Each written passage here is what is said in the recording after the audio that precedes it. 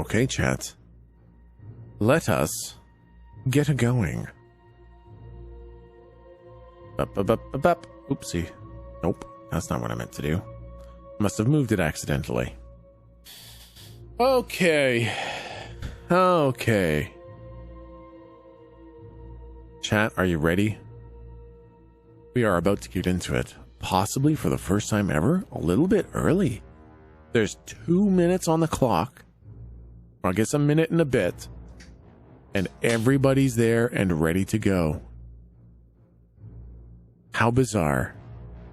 Well, let's unmute and undeafen ourselves and get in to the Dungeons and the Dragons. Oh my goodness, hello there. Hi. Is nobody else talking because it's not 10 o'clock yet? Oh. I think everybody's waiting the mandatory 1 minute until the clock. Shit. Okay, there we go. No, I was so I'm copying over everything from I've been working in a photo manipulation program when I'm looking at my stats. Yeah. And I was converting it to Microsoft Edge, which actually works as a really, really nice, lightweight PDF editor. Oh, okay. And totally forgot that I was in the Discord channel and almost shit my pants when he said that. Holy fuck. Hello, yeah, hi. Hello. That's amazing. It is now 9 o'clock. I can talk. Hello. There we go. I figured if anyone was going to be... As is tradition. Yeah, the time o'clock rule keeper, it would be Venalis for the number of times that I've yelled at him. We start at we start on the dot, no earlier, no later. If it makes you feel any better. Yes. My wings will be here in 11 minutes. Okay, so we have 11 minutes to get through as much campaign as we possibly can before everything goes to shit, absolutely literally. Okay, that's not the case, all right? Yes, no, it will. You're literally going to turn the campaign into your poop. No. You're going to eat it. Okay, so I am so fucking pissed. Let me tell you why I hate Roll20. Okay, yes, please do. Let me tell you why Roll20 is a piece Let of me get fucking him on this dog after shit. him. Oh my god. You notice how I finally uploaded my Galdric picture? Yeah. Okay, well, I went through and I was like, same thing. Remember I sent you that screenshot of like, Yes. this is what Oh, happens yeah. whenever I try to upload? Yep. I finally figured out what it was. What was it? My storage was full, so it wouldn't let me upload a new avatar. Oh my goodness. So the campaigns that I ran on Roll20 fucking 5 years ago Yeah. were still there. So it was like, no, you have too much megabytes on our thing. No more bytes. What do you want to do bytes out of, huh? Oh so my I had to God. delete like everything from my Holy previous campaigns shit. just to upload a fucking 40 kilobit picture. Oh my god, man. Okay, all right. He's not a bug, he's feature. That Listen, we'd really like to let sucks. you upload avatar, but you know, that's a lot of storage space. You know what I'm saying, guy? Make files smaller, get good. Thank you for your time.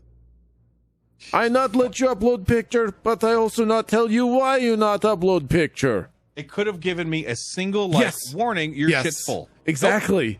Nope. I clicked the wrong button when I was there, and it was like, by the way, your storage is full. I'm like, what the fuck? Yeah. Storage is full because I used to give them money. Yeah, and I realized yeah. how fucking terrible they were. Oh my god, man. Well, welcome to the Roll20 Bash Hour. But I mean, hey, I'll give it to you that like that does suck. The fact that you were never informed about why you weren't able to update it. You know, I actually hated Roll20 so much, I started making my own. Really? That's a lot. The hate is the mother of invention, I think. I was like, I Hate fucking is the mother of invention. Yeah, I was working on this with a few coding buddies, and we just real simple dice rolls. The one thing that Roll20 actually has that's really good about it is its dice roll system is actually very good. Yeah, it is. It's even better than D&D Beyond's. Yeah, like the math that goes into the dice rolls specifically Yeah. is really complex, and yeah. Pretty cool.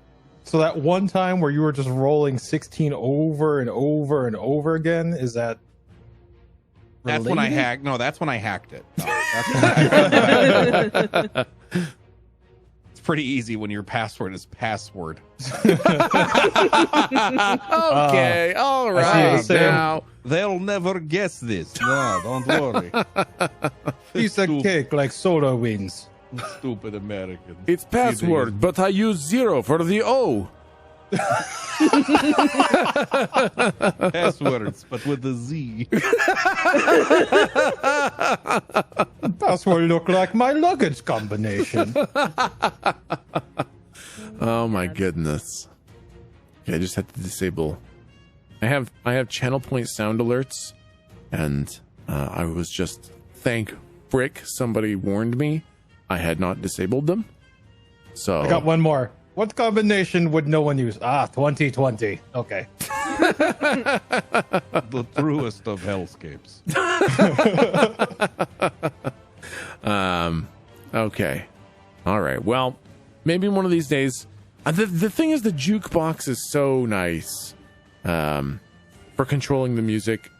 It's so easy to use. Roll20 is so easy to use for the DM. You see, okay. When I used it, the jukebox was amazing. Yeah. Then it was awful because they removed 90% of its playlist because of DMCA shenanigans. And they're like, you know what? We just don't give a shit. So they made you have to manually upload everything. But if you've ever, I mean, you've had to deal with their storage shit. Yep. Imagine uploading every fucking song. Yep. There were no playlists. There were no way of organizing, no categories, nothing. Oh my goodness. Like you just had to scroll forever trying to find that one song. Oh God. I mean, we can look Gotten at some better other. now. We can look at some other systems. No, it's fine. It's good yeah. now. Well, I won't. That's in quotations. Yeah. The most okayest D&D platform. The most okayest D&D. Yeah. I found out why that Astral. Oh God. That's the sound of me shitting myself. Yeah. No, we've wasted all of our fucking time. The little bit of story that we were gonna get in. Okay, whatever happens with the the intro to this, can Galdric somehow have food again? Yes, that's not out of the realm of possibility.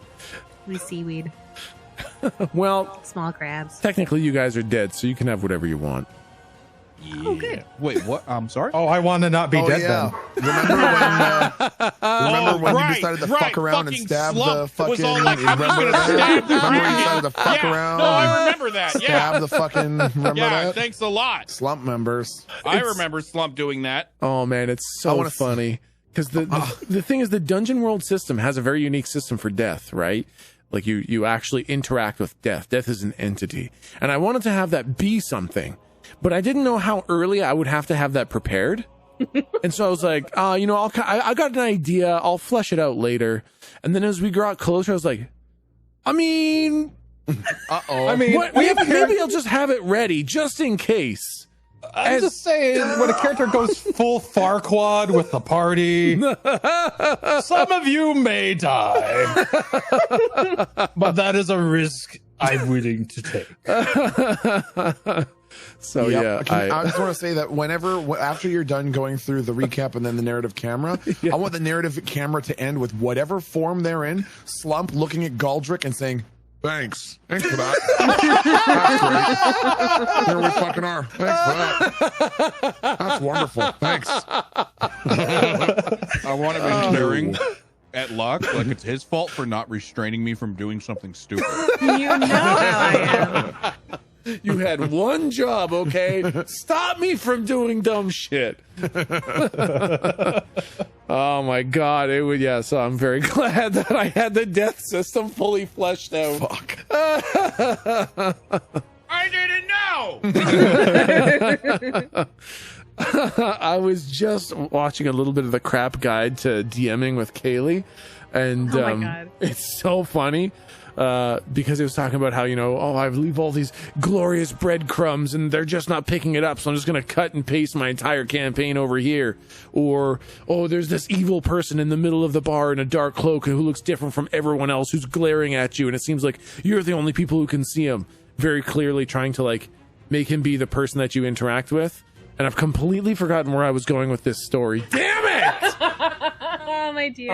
It was going to be so good, man. It was going to be such a good burn. Dude, that was such a good fucking burn. Yeah. Man. Well done, dude. Oh, Fucking you got sick. us. Damn it. That was It's awesome. gonna be so good. Fuck. Oh, look at that. Approval. That Yeah, no, The audience goes wild. No, Wow, this that was feels awesome. nuts right now. feels condescending, actually. Fuck, what the hell was I going to say? Was it about the death system? Maybe? Could be. A great point, man. God. Whatever it was. Dude, Yeah, that's whatever cool. it was. Really good point. Really? I think, Yeah. I think before I sort of interrupted basically the thread that you were going on is that you were designing a system for death, but didn't think you were going to have it that early, and then you thought, oh fuck, maybe I do. yeah. And, well, whatever it was a good point. It was also nothing, but it doesn't bode well for my improv skills coming up. So, Fuck it, man. be ready for Tim to introduce you to Tim, who's married to Tim. And then Tim? you're all going to hop on board the Tim and go to Tim. Sick, dude. That's where we're headed tonight. That's what I told Flynn last night. Okay, now that's I don't get it. Sex, Inappropriate. intercourse, fucking, this is a family sex, fucking. family D&D campaign, okay?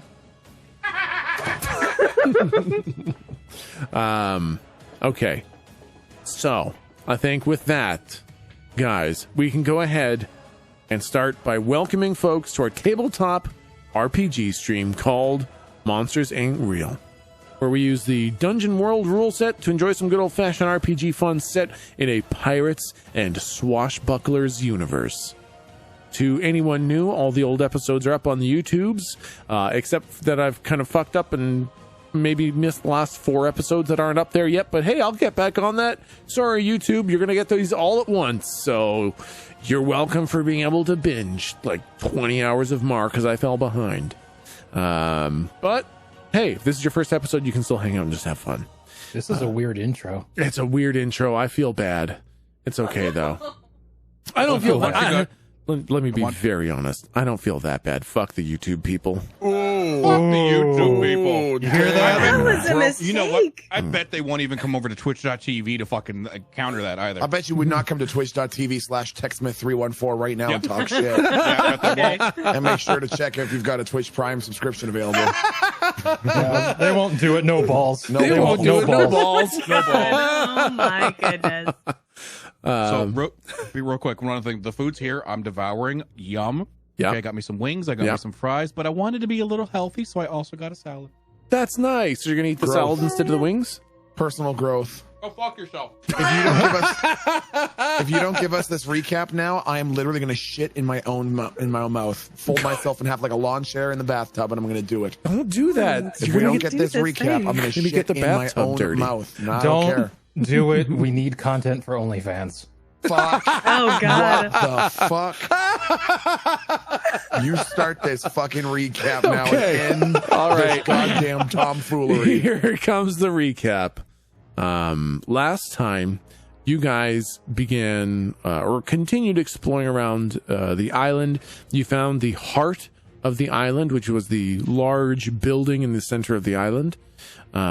You had managed to learn the majority of the functions kind of the island.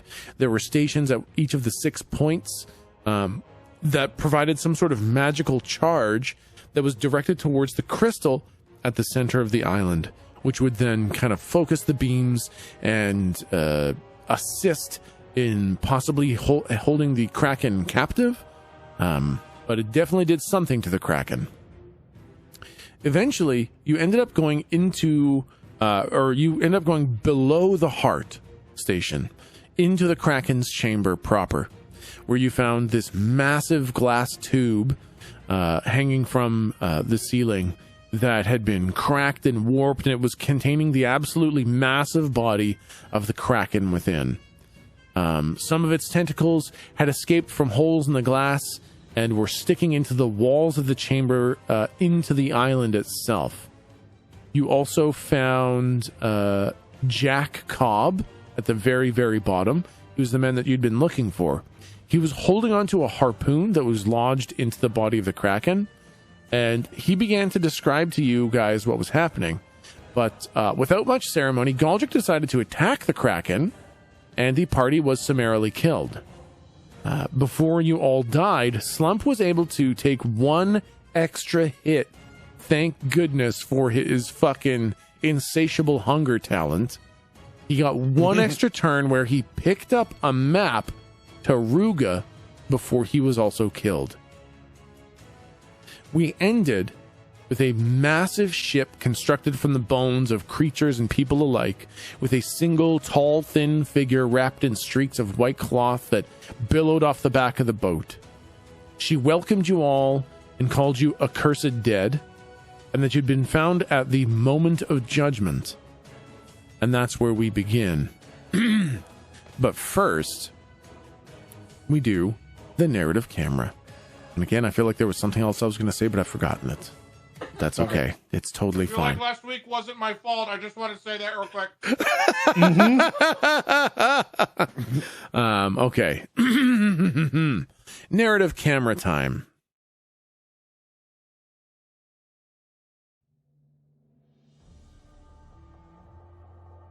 This be the story of Joan Davinia, captain of the cursed ship Irkala, judge of the dead. It's a tale most hardened sea folk know, but few believe it. Back in her day, she be known as Joan of the Sea. Ancient days they were. Some say it be 1,000 years past. Others say it be 10,000. Either way, it be long enough that we be having more than a few versions of the story. Joan was the fiercest captain these waters have ever known. The wind answered her call, and the ocean bowed before her. Some even say she sailed without a crew, and the ship simply obeyed her command. There wasn't a single ship that was safe from Joan. She looted with abandon, and had nary a care for her victims. Heartless, it was said she was. Heartless, cruel, and greedy. But she also be unstoppable. So all anyone could do is hope they didn't encounter her on the open seas. And so it went. For years and years. Decades, some say. She ravaged the seas till neither pirate nor merchant could sail. Trade stopped. Towns starved, and the pirates threw themselves to the sharks rather than wither away. But you see, here's where the stories differ. Some say that a man with untold power stood up to Joan. Someone who truly did have the wind's aid and the ocean's servitude. They say this man sunk Joan's ship and cursed her to forever judge the dead. She would never again know life, but also would she never taste the sweet release of death. Now other people say that no one defeated Joan. She got bored. As everyone decided to stay on dry land, she simply sailed around with nothing to do for ages. That is, until she realized that there was one final prey she could challenge. The only prey what took more prizes than her. A prey what took all prizes. Death. Many legends tell that Joan drilled holes in the bottom of her own boat and let it sink so she might find death and take what was theirs. Fearsome as she was, she defeated death easily. It's said that she liked what death had so much she kept it all, and took death's job as power absolute. Now it's said that no one passes to the next world without having a word with old Joan of the Sea. Well, whatever the truth of the story be, if there be any truth at all, Joan be waiting in the crushing depths of the waters for all pirates. Be ye sunk or starving, before ye cross to the next world, Joan will be waiting for ye. And it's said, ye best not come empty-handed.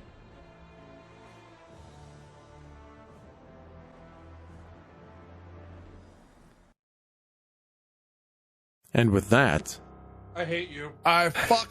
Well, that's not great. I think we're pretty fucking empty-handed, so, well, fuck. Great. So you guys have died. And I described last time the boat arriving, you guys being scooped up. And as you guys were held, that tall, thin, creepy, freaky figure who you assume is Joan Davinia, Joan of the Sea, had said, "Accursed dead, I find ye at the moment of judgment, and I can offer ye a deal." And she actually has a little bit more to say. I be Joan of the Sea, Joan of the Dead, Joan Davinia, and I can save ye. Ye can pledge fealty to me, faith undying and complete. Give up your soul to my cause. Then you shall sleep until the moment of my triumph, and I shall wake ye in a new world. Or ye can offer me something. Barter your way out of death. Our promises are the like. If it be worth your soul, I can bring ye back to the land of the living. But ye best always pay, Joan, or when next we meet, there'll be no deals. Do ye have something to offer? If not, I can take an eyeball as payment. Slump grabs the scruff of Galdric's neck and lifts him straight off the ground. One small captain, slightly used, generally kind of helpful, knows how to pirate a ship, pretty good with a mid-sized crew, generally enjoyable company and amusing stories, good temperament in general. You're going to want to make sure he gets out at least twice a day, or he can tend to piddle like himself a little bit. So I mean, it's really not a he's a really lovely companion. Mutiny be a sweet payment indeed. If the crew all agree, I can accept a mutinied captain. I think as this is happening, Slump sort of like, as Slump is holding Galdric out, realizes that Joan is actually considering it and sort of pulls him back a bit and then looks down at him and sort of sighs and goes, His fate will be our fate. Oh, 'tis so noble of ye. Have ye something to barter with? Can we confer and get back to you shortly? Like, just really short, couple of minutes? Of course. If ye prefer, I can simply let ye all die. Oh, no, there's no need for that. On that one. Appreciate the offer. It's nice to know this option, but We'll talk it over. yeah, we'll just think about mull it over. We'll get back to you. Could you tell If me? ye will, 4 souls be the equivalent I need. Actually, you? go ahead. No. I was just gonna ask. What if I chose death, and Hey, no, hey. What if he did? What if he did? Then ye die, pass Oh, into no. the next world, never to be heard from again. Okay, well, that's not good. Mr. Locke, if you even consider that, Slump will pledge his soul to Joan just to bring you back and kick your ass. But you'd be dead. No, shut up.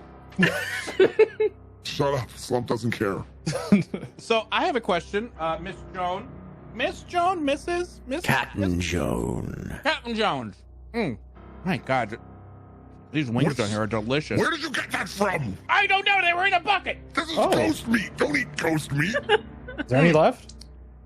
No. As I pick up another one. God. It's the flesh of those who've committed their souls to my cause. Oh my gosh. I kind of look Spicy. disgusted Is it good? as I'm taking another bite. Like, Oh, God. Like Stewie with the bowl of cereal. Yeah. Just like...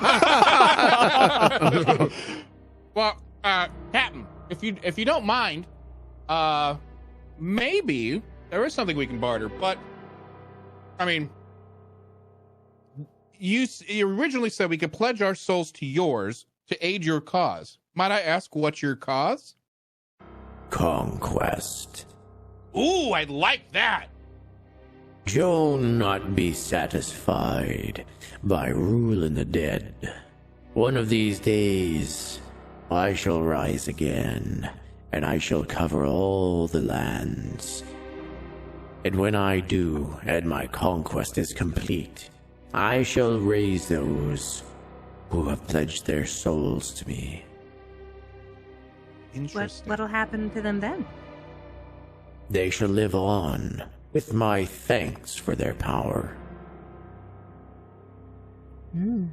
Interesting. Interesting, yep. So, may I ask more questions? Because this highly is interesting. It's not often you meet somebody. I'm trying to like praise a little bit. It's not often you meet somebody so stoic and powerful. I can feel it just coming off of you. That sounds okay. That I look at Slump. Stop. Oh, that's Stop. No. Slump is pointing to his non-existent genitals. Oh, sorry. So, when you rise, when you conquer, what sort of empire will you have? Will it be kind and benevolent, cruel and mean, powerful? It shall rule? be balanced, I think. Balanced with me at the top. I would like to roll some sort of insight. Oh wait, I don't have to. I can't. She can't lie to me. Oh, right. That's right. That is, I would say that is very honest. It's a very honest answer. But I would say it's not the whole story. Like, there's no falsehood in that, really. Gotcha. But it's not necessarily. There's some details missing. Yeah. is it like lying by omission, or just like she's just not telling something? It's like how would I put this? It's like it's not untruthful until maybe you argued some of the details. Oh. So if you heard a detail, the way she thinks of it, it's still truthful, but you might argue otherwise. Gotcha. She's being very general and we're not specific. Yes, exactly. Yes, exactly. Okay. I kind of want to nod my head a little bit. Okay. So I think that's a vision I can get behind. This world is insanely imbalanced. The weak rule, the cowardly try to take over. Ugh, it's gross. What would things look like if your vision was complete? Describe a snapshot of the world. If one empire were to get too strong and take too much, I would crush them back down to where they belong and let the natural order reestablish itself. Isn't this sort of a change of pace from your old pirating asshole ways? Oh, it's been a long time I've been ferrying the dead. I've had a lot of time to think, and there being one at the top who rules the rest with fear and destruction, well, that's just no way to have a world now, is it? If you had one making sure it was all kept in check, that's much more reasonable, don't you think? Absolutely. You need somebody. You need strong leadership. Yeah. Yes, exactly. Well. Okay. Might we have a moment to confer? Now that we know a little bit more about you, maybe you can offer something proper to your cause. Of course. Thank you. I want to confer. I'll like turn to the rest of the party. We'll huddle. You know. Yeah. Shuffle away slightly. Yeah. Shuffle ever so slightly away. This bitch is nuts. So Slump is still kind of confused. So she's saying that all she wants is she's going to awaken us like her own revolution army in case someone gets imbalanced. Is that what she's saying? Okay, so I'm going to really let this sink into you. The reason why she wants our souls, I'm like trying to whisper, obviously. Remember the last bitch we fought who took all of the souls and got more powerful? Oh, yeah. She's going to use our soul juice to make herself more powerful. And then after she is done with us, she's going to release us to be free.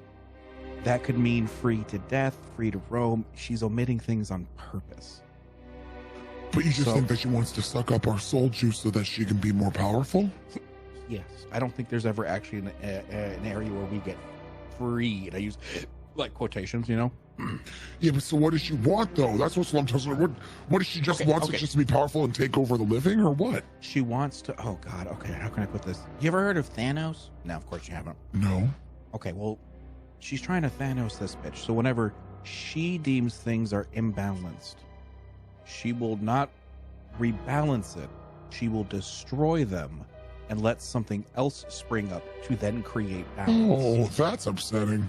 So, you know, imagine if your favorite hamburger shop starts selling too many hamburgers. Yeah.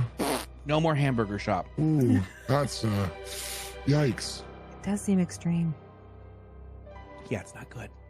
Okay. So, I actually have a bit of a problem with this on a very large level. For a couple of reasons. Number one, this is crazy. Number two, I have kind of a plan. Oh? It's not a good one. Well, you know. I think Slump looks down at his incorporeal form. Oh, really? Oh, this one's not a good idea. Oh, okay. Oh.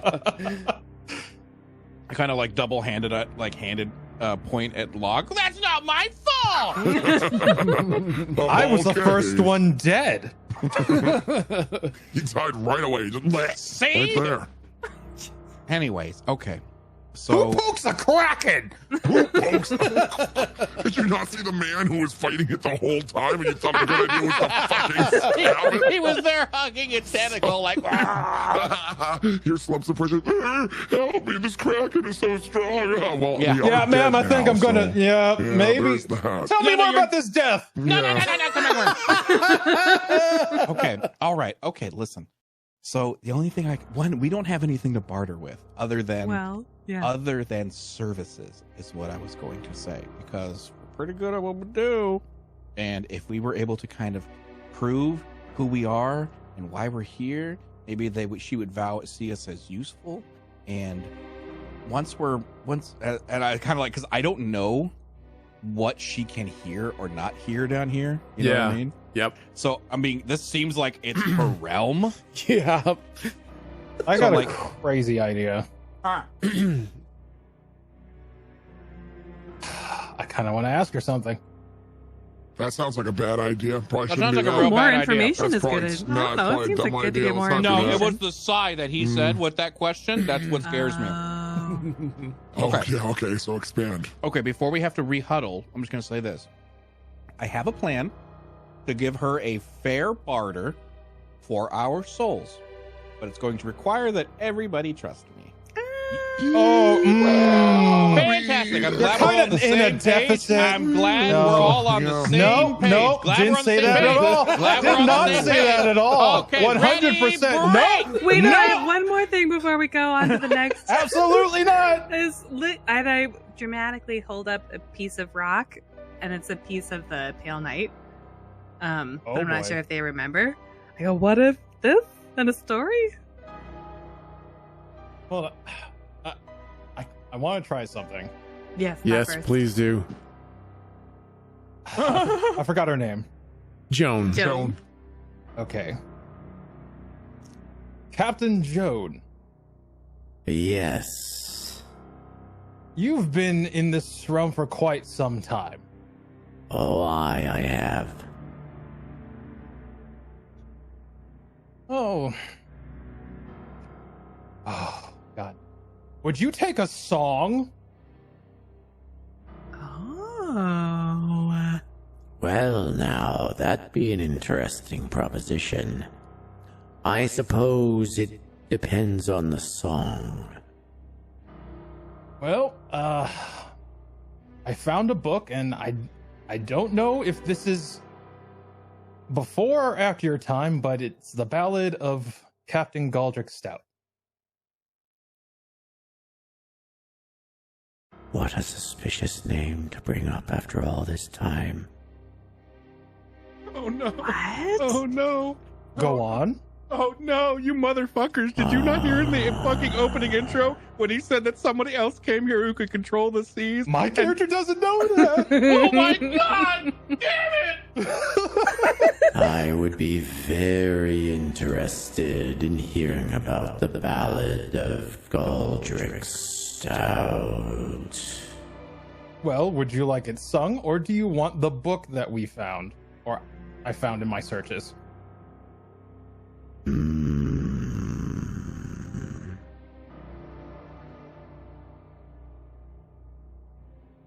I want the song.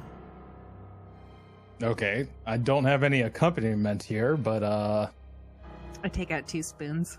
oh boy. I start slapping my knee to a beat. Slump off rhythm of Galdric starts beatboxing. Yeah, perfect. Oh nope, follow my lead. Me as a character, I'm nervous. Me as me, I'm nervous as fuck. But anyway. No one can doubt Galdric the Stout. Captain is he, as tall as your knee, shouting commands as loud as he can. He stands on crates 'cause he cannot reach. Raise the mainsails. He may be stout, but he's not frail. Galdric the Stout, his belly is round, steering the ship, licking his lips. Sharp is his mind, treasure he finds, reloads his guns and cuddles the buns. Sail the high seas. Subscribe with Twitch Prime, please. Who wrote this? That was amazing. Slump is wiping a tear from his eye. Beautiful. I am literally looking like that monkey that does like the suspect eyes right now.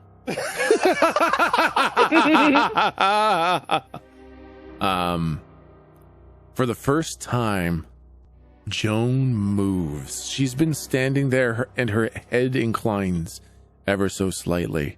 But now, her legs move and they are long and they are bone thin. Ew.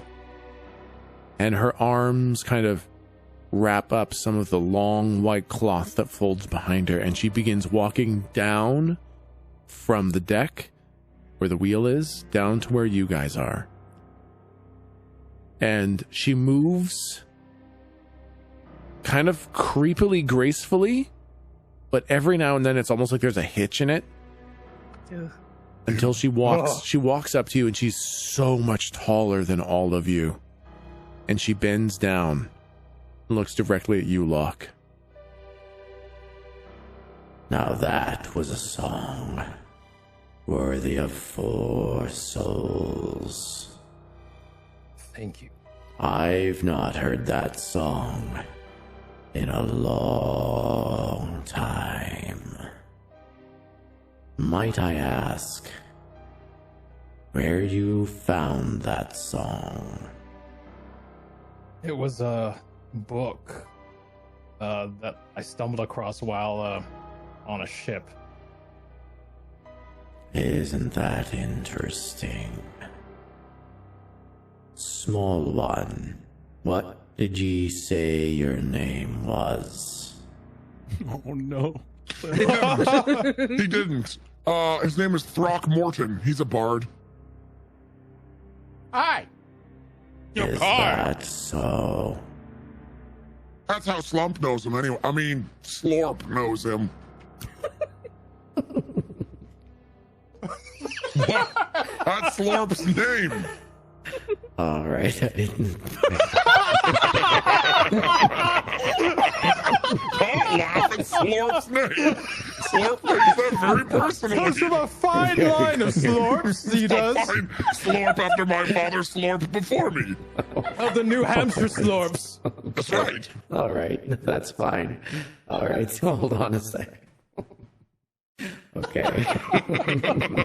Fuck. That's the many are the tales of Slorp and Throckmorton. So, anyways,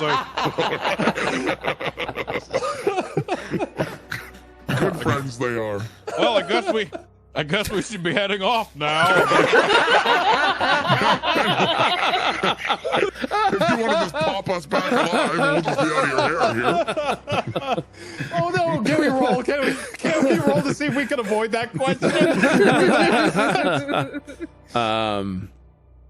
I think as you're all trying to kind of redirect from this, I think she begins to reach down towards you, Galdric. I wonder. And Oh God! unless you want to try to dodge it, she is going to place a hand on your shoulder. My guess is she's going to have to anyway to get us out of here. So, okay, so question real quick. One, do I remember anything about her? No, this is a person and a story and an entity that you have never heard of, interacted with. This is all brand new.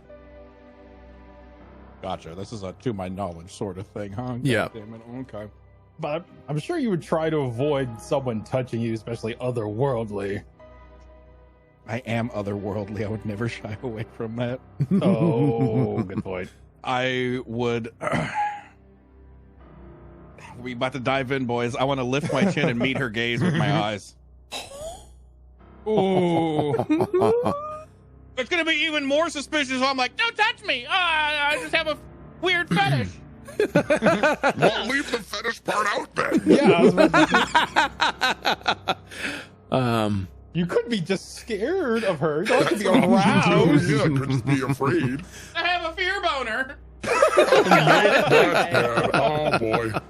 Just kill us. Yeah, you know what? Death sounds pretty good. Death sounds pretty nice.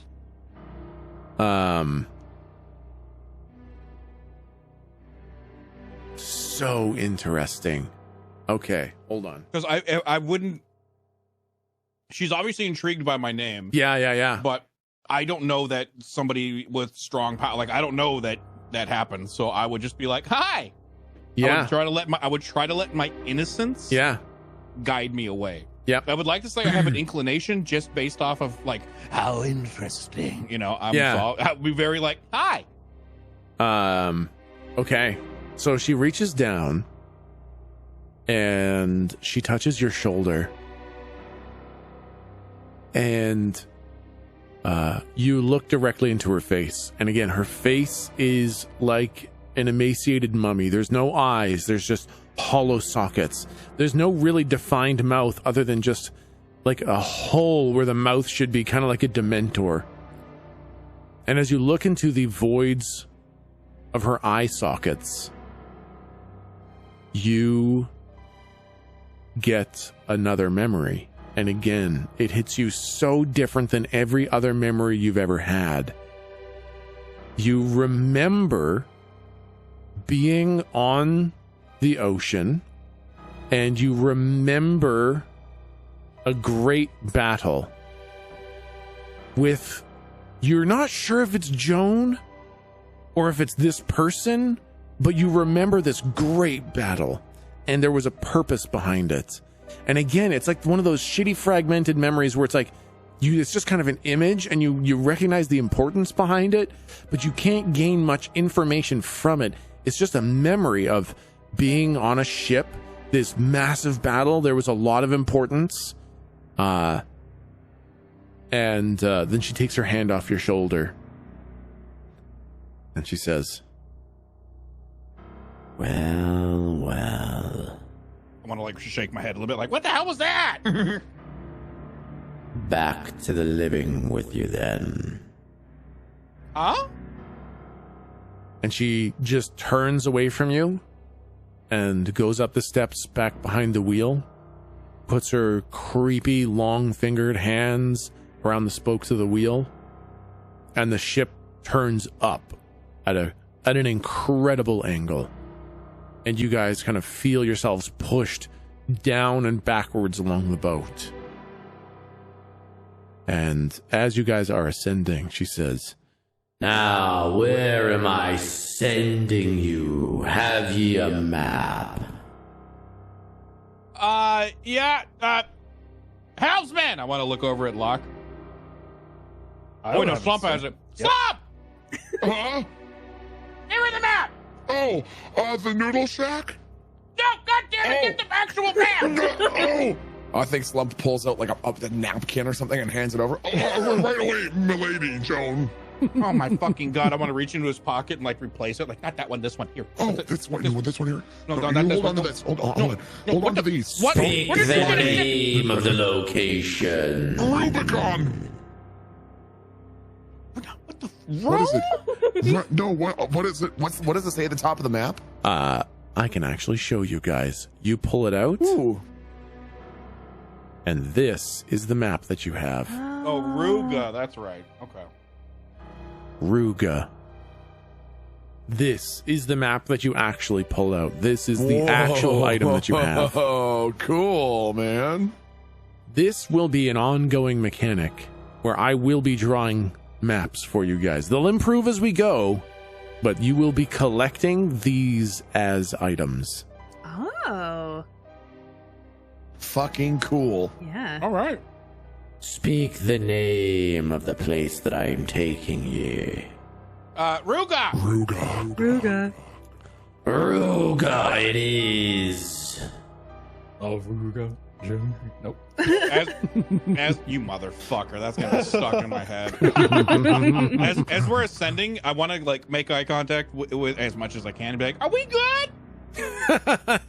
That was fine, right? And she does not respond. Not a great sign. Can I make a roll to kind of read the situation? When he says that? Yeah. I think absolutely. Go ahead and roll plus wisdom. Okay, a 9. I will say she has the look of someone who is like either making plans or dealing with new information kind of thing. Like they have learned something and they no longer need you for anything. So they're kind of doing their thing and you're no longer worth their attention. So I've got one of like two things. Either one, I'm the one that killed her in a past life, or two, I fought on her side and we were relatively close. Oh, interesting. Because Galdric was a pirate. Or she has respect for you because she's been the farrier of the dead and you fucking murdered crew after crew after crew after crew. That's true. That's true. Oh yeah, that's another option. Yeah. Soul after Supplier. soul after soul. Yup. Okay. That laugh has me nervous. Okay. And you guys are rushing out of the crushing depths. It's just darkness and blackness all around you, then ever so slowly, more and more speed as this boat just charges forwards until the light starts to filter in ever so slowly. It's kind of gray in here. Then it becomes very, very dark blue, and you can almost see marine life off in the distance. Then it becomes bright, bright blue. You can see everything miles and miles around you. And then you can see the surface miles above you. And it gets closer and closer and closer. And when you breach through the surface, your vision goes white. And you guys fall unconscious for an unknown amount of time. Until you wake up on a beach.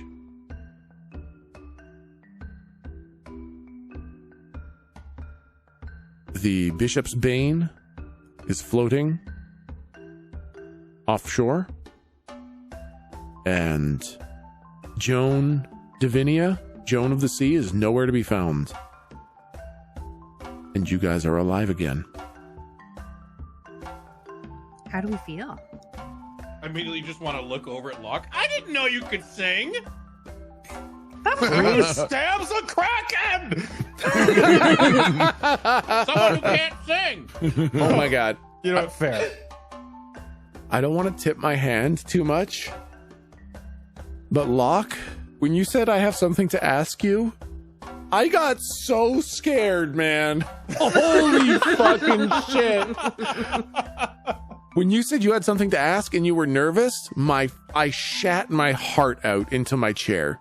Holy fuck, I was so scared. You're welcome. I didn't go that route. Oh my god. Okay.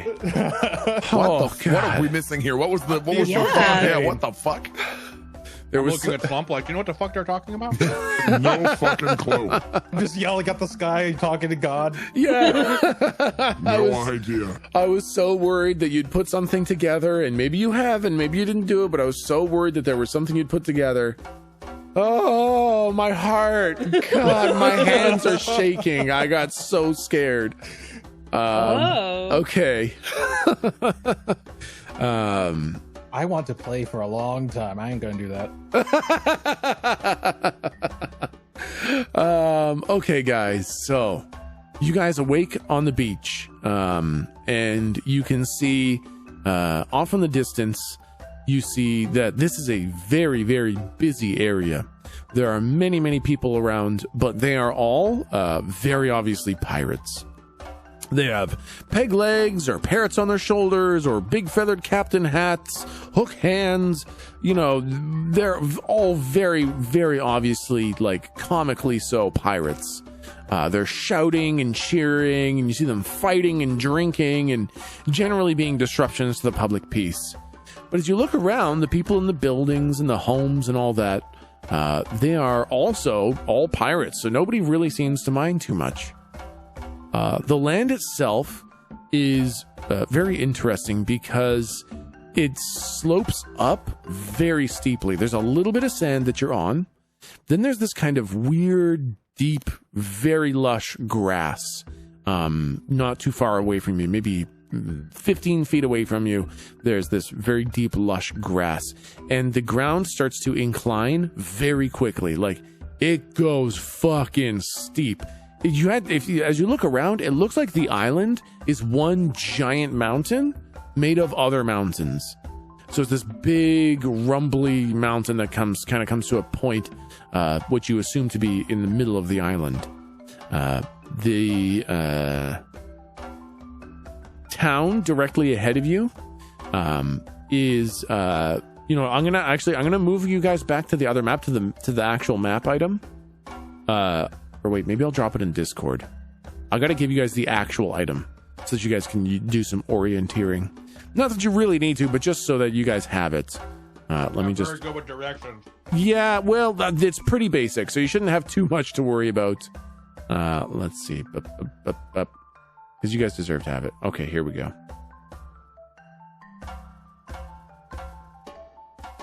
Boop. Okay, there it is. It's in Discord. If ever you guys want to orient yourselves, that's what we're looking at. So it looks like it's kind of mountains that ascend until the center of the island is just is the top of this giant mountain. The town on the map that you assume that you're looking at, because there's a town that you're looking at, it is kind of dealing with the fact that the ground is at such a steep incline. There is did I scroll up? I did. It's kind of up on scaffolding to deal with this dramatic increase in slope of the island. Some of the buildings are actually built from wrecked ships. Others are just built from wood or kind of slapdash stone. And you can see a number of buildings and a number of homes, but there's one building that is very clearly the tavern, as it is a little bit larger than the rest. and you see people going in happy and coming out very drunk. And then far to the right, you see a building that looks very different than all the rest. It is a massive stone keep on the right-hand side of town. It looks like it was actually built into the mountainside. And it's made of very finely cut stone rather than wood like everything else. And you also see no pirates going into or out of that large stone keep. And you guys are now officially at the port town of Ruga. What would you guys like to do? We saw no pirates going in or out of the stone keep? That's right. Okay. So, and just to quickly refresh, so when we talked to Cobb, he said that we needed to go to Ruga, and was it like we need to like reassemble the crew? Yeah, that was basically the last thing he was able to say is like reassemble the crew. Okay. I'm getting some Lion's Arch vibes from Ruga. Lion's Arch is pretty good, I think it's kind of a mix of Tortuga from Pirates of the Caribbean and Lion's Arch. It's because it's kind of half one and half the other. Gotcha. Oh, I know. Yes, no, you're totally right. Lion's Arch has the fucking ships that are buildings and everything. Dude, it's just Lion's Arch. You're absolutely right, dude. Yeah, nice one. Well, I think probably Slump's guess would be to head to a tavern. If there's no one going in or out of that stone keep, we probably shouldn't start there. And if we were looking to sort of shoot the shit and, find out if the bird is the word, probably a good place to do that is a tavern, a pub. I like it. Are there any names do we recall names that we should be keeping an ear out for? Was Lady Nakida Ha one of them? Is there anybody else? Okay. Well, don't look at me for names. Why do you keep looking at me for names? I don't know the names. Lady Nakidaha, the Grand Archmage of Ipsia. You're making that up. I'm trying to remember the there was a Slim kept saying, did what's his name send you? Did he give you a map? Was that just Cobb? No, it was he was mentioning one of the people that left. It was like 3 people that left the island. Just scrolling. Who the fuck is Slim? That's not good. Oh boy. Can I do a roll to see if I can remember the name? Yes. Because me as a person, I can't remember the name. But yeah, one was Thomas, I think. Yep. Thomas was one of them, and Locke, absolutely. Go ahead and roll plus intelligence to see if you can recall any other ones. Oh yeah. Ooh, hey, full success. Okay, let's give you some names. Let's give you some names of the ones I know I mentioned at least. So Lady Naki Daha was one of them. And you're right, she did she was in relation to some way to Epicea. You were also told about Thomas. You weren't given his last name, but he had something to do with the maps.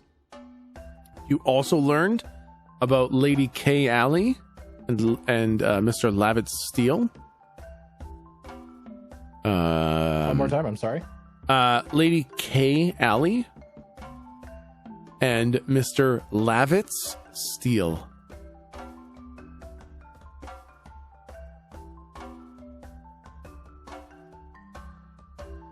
And who else did you get? I believe you also at one point got Mr. Clausen Pax. That's one person? Clausen Pax? Yeah, Mr. Clausen Pax.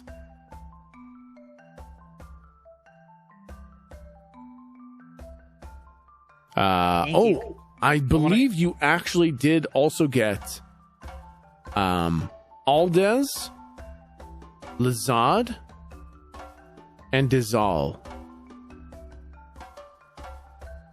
I want to immediately start shouting all these names out like I blacked out, but I remembered all of them. Are those all first names, or is that like one long name? Those were all individual names. You're not sure if they're first or last, but those are 3 different people. Awesome. Yep. Aldez, Lazad, and Dazal were 3 different people. Did you say, did we get to the pub, or we're just still going over the names? I think you're just going over the names right now. Okay. Yeah. But if everyone would like to, then you guys absolutely can head to the tavern if you'd like. Yeah, I like that. Yeah. Is anyone taking notice of us as newcomers? Nope. Nobody gives a frick. Excellent. Is this sort of like the pirate version of Mos Eisley, where there's like so many weird, different looking fucking people that no one looks out of place because everybody's so different? Exactly. Yeah. Okay.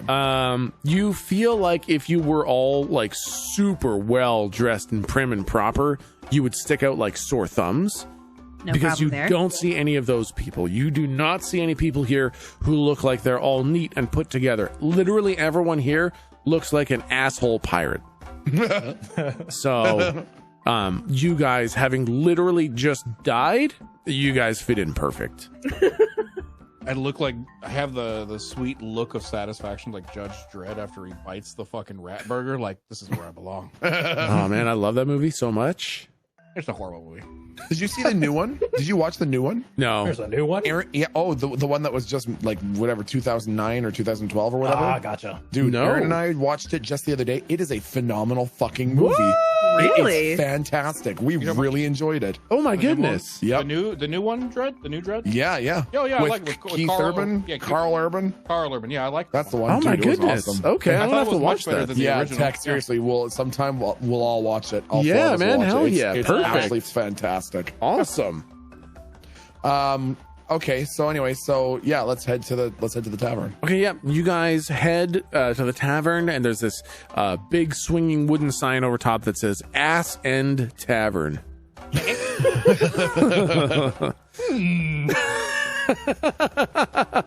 And when you guys step in, it smells like nasty bitter beer and piss in here. Oh God! Well, yeah. It is not pleasant. It is like home. It is super loud and it is super crowded. Like as soon as you kind of start getting in, other people are also getting in and kind of pushing you forwards. And you are kind of being bumped into by other people constantly who are also getting bumped into people. Like it's just like chain reaction of bumper cars in here. You get some stuff spilled on you. You step in something disgusting on the ground, and this is a raunchy, nasty tavern. Welcome to the Ass End Tavern, guys. What would you like to do here? Oh man. I like to get a table for 4. Yeah.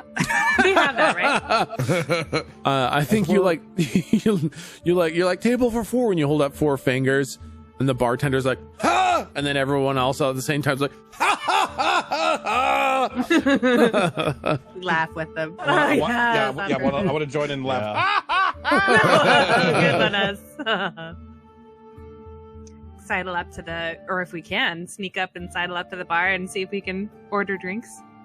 Yeah, you guys like sit down and drinks are just put in front of you. They're the mugs very obviously have not been cleaned, but they are full of liquid. Something or other. Yep. I sniff it.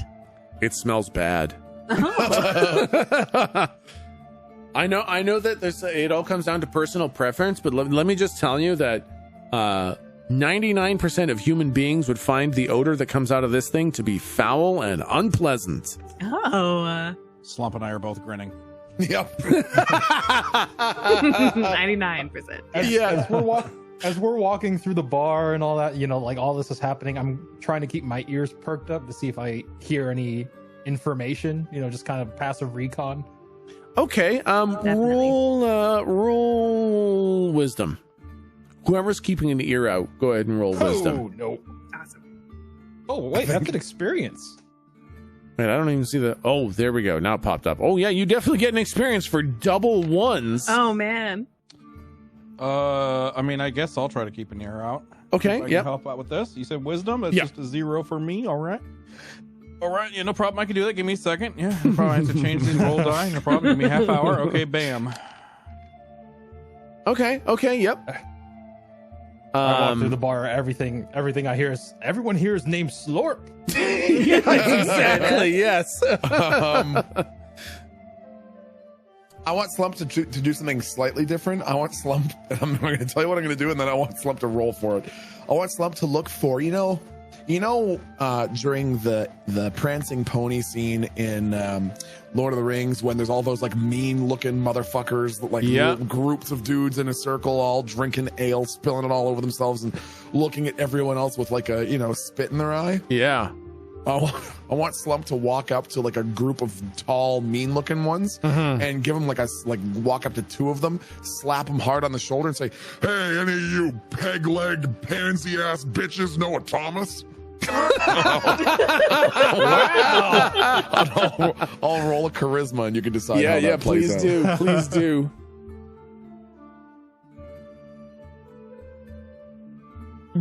So Slump, maybe they like that. Slump's gonna go visit Joan again. All right, well that's definitely a fail. So go ahead and give yourself another +1 experience. All right. Wait, did I not pass mine? You did. Yeah, I'll get to you guys afterwards. Oh, okay. Right now we're dealing with the fact that one person can only hear the word slorp. And another person just slapped probably the two most lethal pirates in here on the shoulders and insulted them to their faces. I like to think that basically it's a smash cut to a view outside the bar. And that's a great start. Yeah. And there's two people the two guys that Slump had kind of patted on the shoulder. They're doing the kind of maneuver, like the DJ Jazzy Jazz when he just kind of picks him up and throws him out. Yeah. They're doing that motion, but Slump is fucking enormous. So instead, they're just kind of like dragging him. Yeah, exactly. They're just kind of dragging you a little bit, and then they kind of give a big heave, and you move like an inch, and then they just kind of like clap their hands like. That's better. I think, trying to play it off. I think as it happens, Slump doesn't really understand why. Yeah. Like he's sort of going outside because they're pushing him that way, but he doesn't really understand why. And the whole time he's sort of looking at them side to side, going, Thomas? Tom, one of you, this is what happens when we find Thomas? I think Slump's outside the tavern as they're like walking back in, and when they close the door, he just sort of like scratches his head. Yeah, exactly. Okay, all right. I have this image where they grabbed you, like, all right, let's throw this motherfucker out, and then they tried to move you, and you didn't move very much. I'm like, all right, let's see if we can escort him outside then. Exactly. Okay, but meanwhile, Lou and Galdric are inside and keeping an eye out and a wary ear out.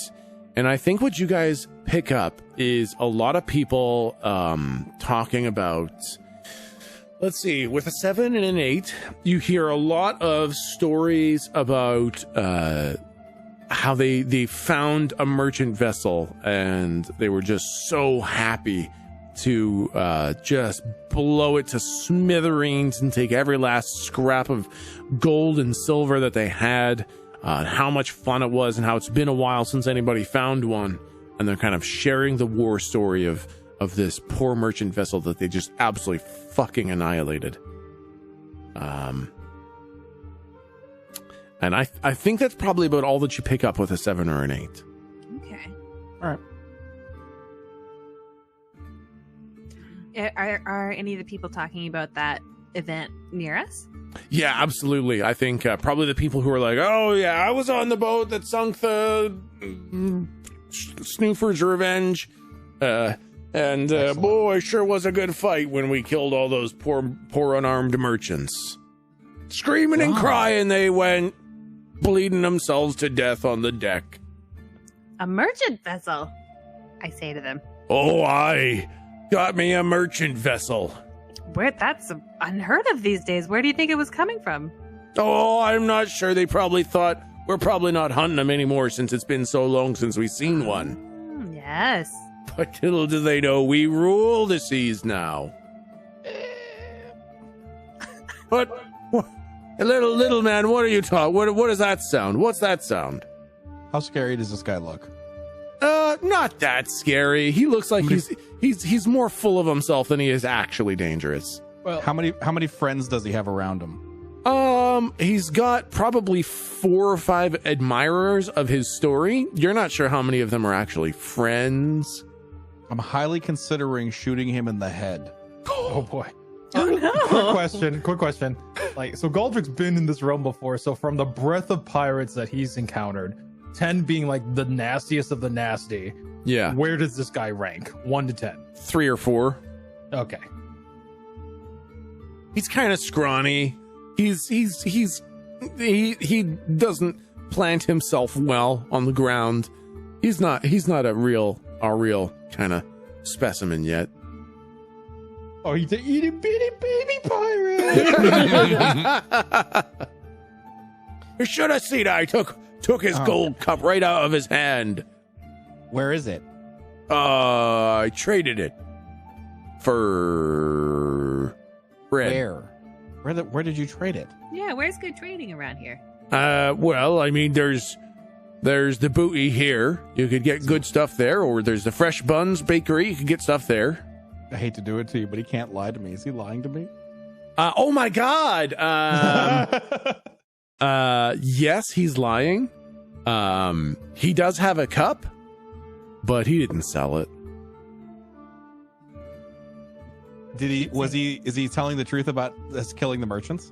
Yes, he's telling the truth. Yeah, that's a true story about how he killed some merchants. Yeah. Okay, gotcha. Yep.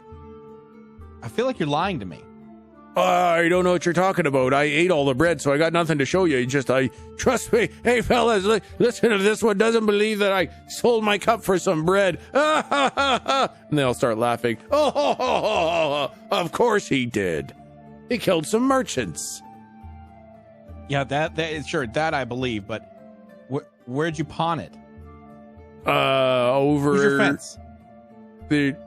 Well, you don't really need a fence here. There's no one that really. Listen, trade's all but dead.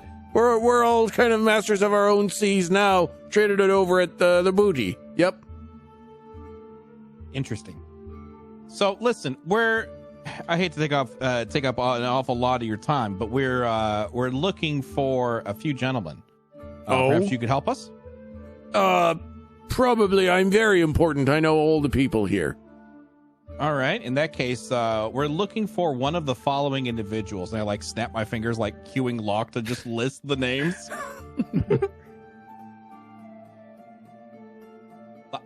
Locke!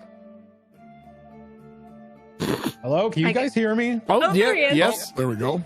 There we go. Okay. Sorry. Damn VPN. No problem. All right, what was going on? You're taking a big swig of your gross beer. Locke, give them the names! Okay. I always got to do the paper. Lady Naki Diha, Grand Archmage of Ipsia, Thomas. Well, he doesn't really have a last name. Lady Kilali, Mr. Lavit Steele, Mr. Klaus Pax, Aldez, Lizad, and Dizal. And he just kind of looks at you wide-eyed. Like, are you fucking kidding me? And then he looks around at the other guys and his mouth just starts to kind of quiver. And then he just doubles over laughing and all the other guys start just full belly laughing. They drop their beers. Some of them need to sit down. They're laughing so hard. And then they start to sing. They start to sing this song. Oh God, I don't remember where I put the lyrics to this thing. They say, oh my God, there once was a man named Jack. By his actions are the seas kept safe. There once was a man named Jack. Oh God, damn it. The man they called Jane. It's very much like, the man they called Jane. But it's a man they called Jack. And it's talking about how he sacrificed and how he was a genius and how through what he did are the seas kept safe. And after they finish singing, He's like, oh, you're just talking about Jack's crew. Come on now. They've been gone 100 years now. None of them are here. Yeah, I know. We just finished talking to Jack, and we need to reassemble the rest of his crew. Talking to Jack, were you? I was to fight the big octopus in the middle of the island. Slump's just shouting through a window outside. He's outside with Jack fighting the Kraken, were you? Oh yeah, I was doing that too last night. And he mimes drinking a bottle kind of thing. Oh, I was fighting with Jack with the Kraken. Oh yeah. Then he starts making like a masturbation. Oh yeah, I grabbed all his tentacles. Did I? He started making a masturbation. Yeah. yeah, right there. Just started jacking off in front of everybody. Like a masturbation action kind of thing. Yeah. Okay, legit. When he starts pantomiming that, I shoot him in the chest. Oh my god! Oh my god! That seems a little far. Oh my god! The moment he like pirate shows rules. Yeah. The moment he pantomimes that area, I shoot him in the chest and I look for the next one. How about you? Oh my god. Okay. Roll plus charisma at advantage. So roll twice and we'll take the higher of the two. Gotta make sure what my modifier is. Okay, I have a good modifier here, please. Ooh. Okay. Okay. A 9. I think everyone was laughing as he was like fucking doing the jerk off motion. And then as soon as you just raise that flintlock pistol and bury a shot in the middle of his chest, I think he does that thing where he kind of like he's standing still for a moment and his eyes are wide. And then he just like full stiff board falls over backwards. And everyone is just completely silent. And they all look at you. I want to stand up on the table. Yep. And I'll say, listen up! I'm not here to play around or listen to you jerk off in the middle of this fucking place. I'm here to get a job done, and then from there I'm fucking leaving. All right? That's how it's gonna go. I'm here to save all of your fucking asses, so you can keep pirating and plundering. You want to make myself clear? We just finished coming from Jack's Island. The Kraken's getting loose.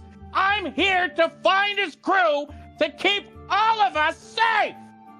Now, does anybody know where I can find? And I snap again for Locke. Locke sees us like coming a mile away. He like rolls his eyes, like his head would probably roll off his shoulder, given the momentum how quickly his eyes has rolled, and just like inhales and just like Lady Nakadaha. Thomas, Lady Kilali, Mr. Levitt Steele, Mr. Klaus Pax, Aldez, Lazan, Dizal.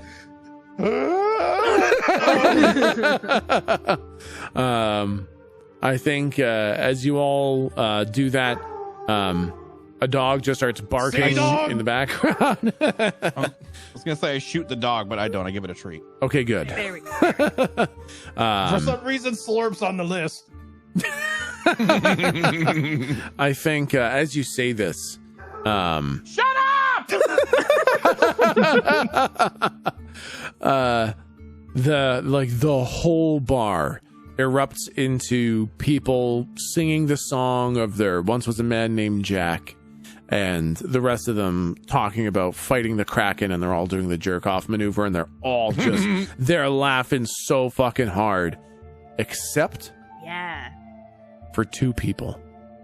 Good. You see 2 people at the bar.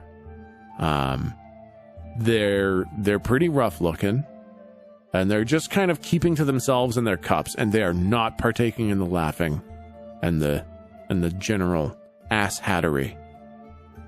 And everyone else is just fucking like, this is the greatest day ever. You just killed what's his face. They're all singing about Jack. It's a great fucking day for all of them, but these 2 people are not partaking. What do they look like? So one of them is a woman. She's got kind of very long, scruffy hair. Her tunic is kind of ripped at the sleeves. It's like a gray tunic. It may have been brown before, but it's been sun bleached and worn many, many times. She has black pants that are kind of tattered as well. And the other one is a gentleman who kind of looks the same. He's got long, scruffy hair. He's got kind of his jerkin's got a bit more brown in it, and these black kind of tattered pants as well. And they both look like they've fucking stared the devil in the face. Like, these do not look like happy-go-lucky people.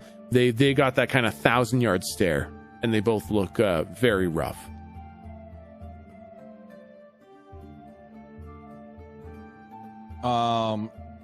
Do we notice this? Yes, you absolutely do. Like, they look at you when you say this, and then they look back at their drinks, trying to not be noticed. I want to, okay, so I don't want to draw any attention to it necessarily. Yeah. So what I want to do is I want to kind of like look at Lou, and I'll look at Locke, and I'll kind of like give like a little head gesture, like over there, right? Mm-hmm. And then from there, I'm going to use my nice little connection with Slump, and then I'm just gonna very simply just Slump. Hey, can you Slump? Slump? Slump? Slump? Oh, hey. He was somewhere else in his brain? Slump was just fighting a big marshmallow bunny. What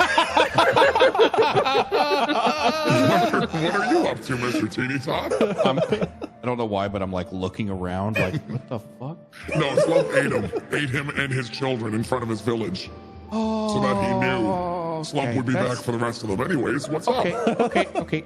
Listen, we've got a small lead. Just make sure that Lou and Locke are okay. I'm just gonna distract the rest of the crowd. All right. Okay. Okay. Just if they need any help, just keep an eye on them. Okay. You're the muscle. Okay. All right. Lou is very frail, and Locke cries at everything. Okay. Yeah, you got it. All right. Okay. That's not funny. I'm seriously looking for it. And I like start. Hey, what the fuck? There's just nothing there anymore. I just kind of want to I'll essentially like keep arguing with the crowd, like the eyes on me sort of thing, you know. Gotcha. Nice. Yeah, absolutely.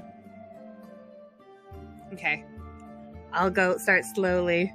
Maybe look like we need to get more drinks or something and start making our way over. Or I will. Yeah. Okay. To the two people. Like you take the one on the left, I take the one on the right. Nice. Yes.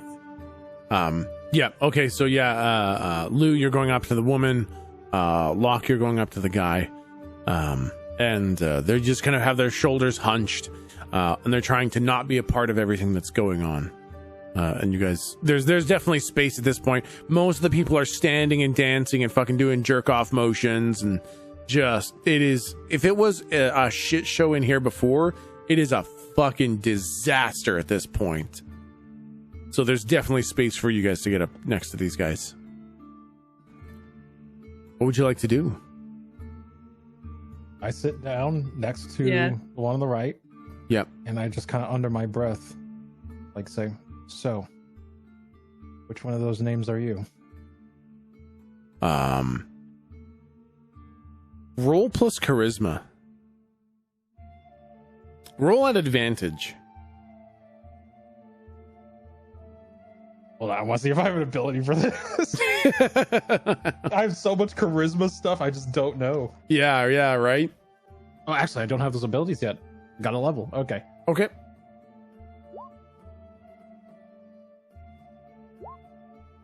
All right. As you say, which of those names are you? He looks up at you, and he kind of looks past your shoulder with that 1,000-yard stare. And then his eyes like come into focus, and there's just kind of like horror in his eyes. He said, "How'd you know?"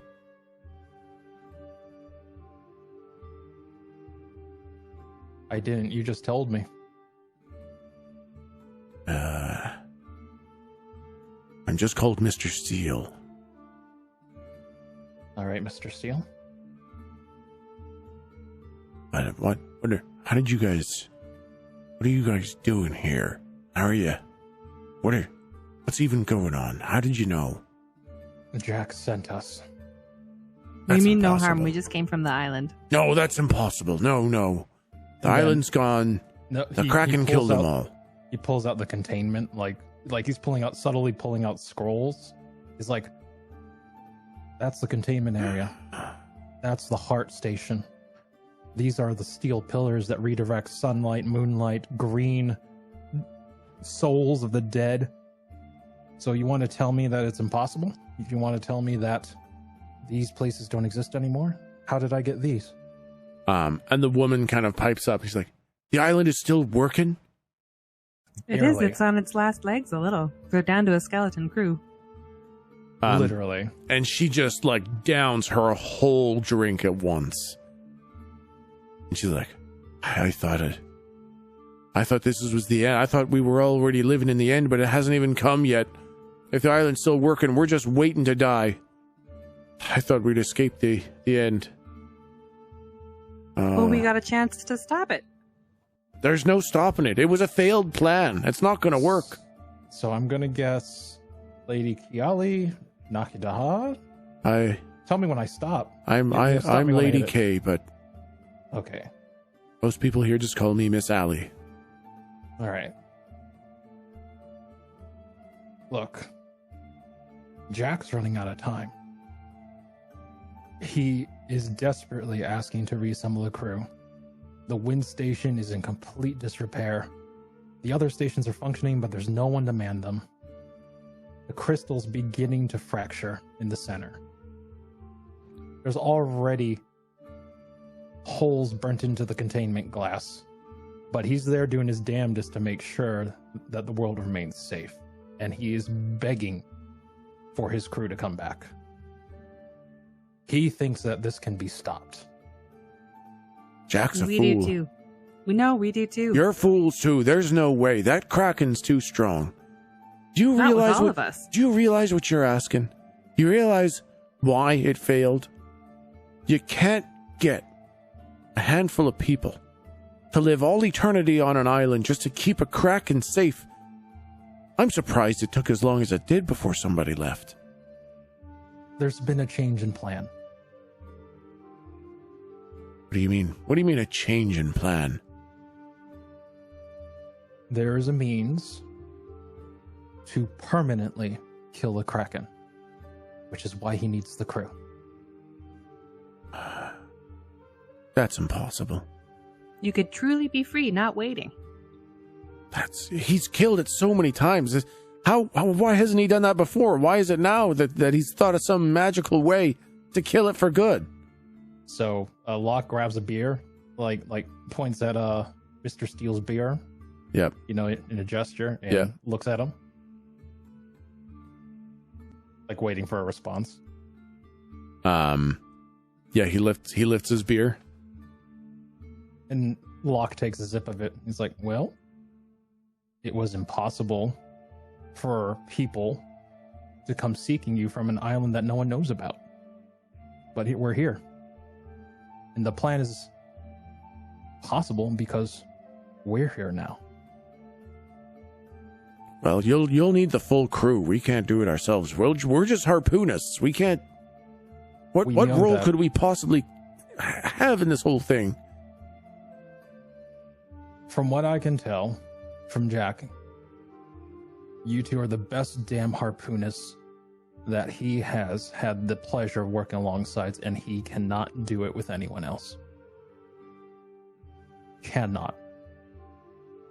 And you know you can do it. You've done it before. You just need us to throw a couple harpoons? Well, we're working on the details.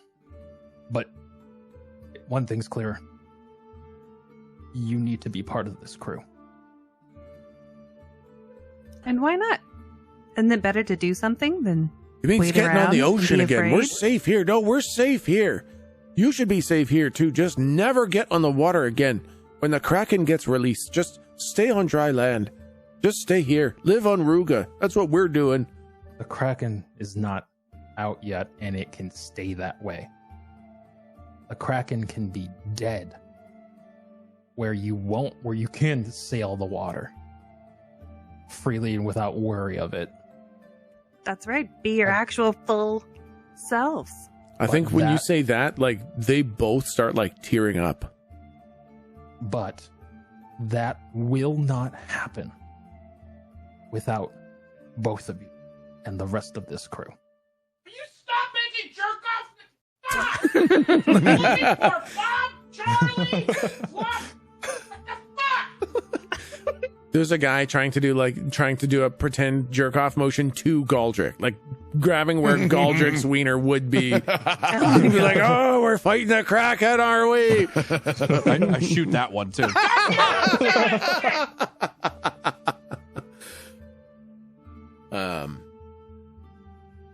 I think as the fucking gunshot rings out, Miss Allie and Mr. Steele kind of turn over and they're like, "Who's that?"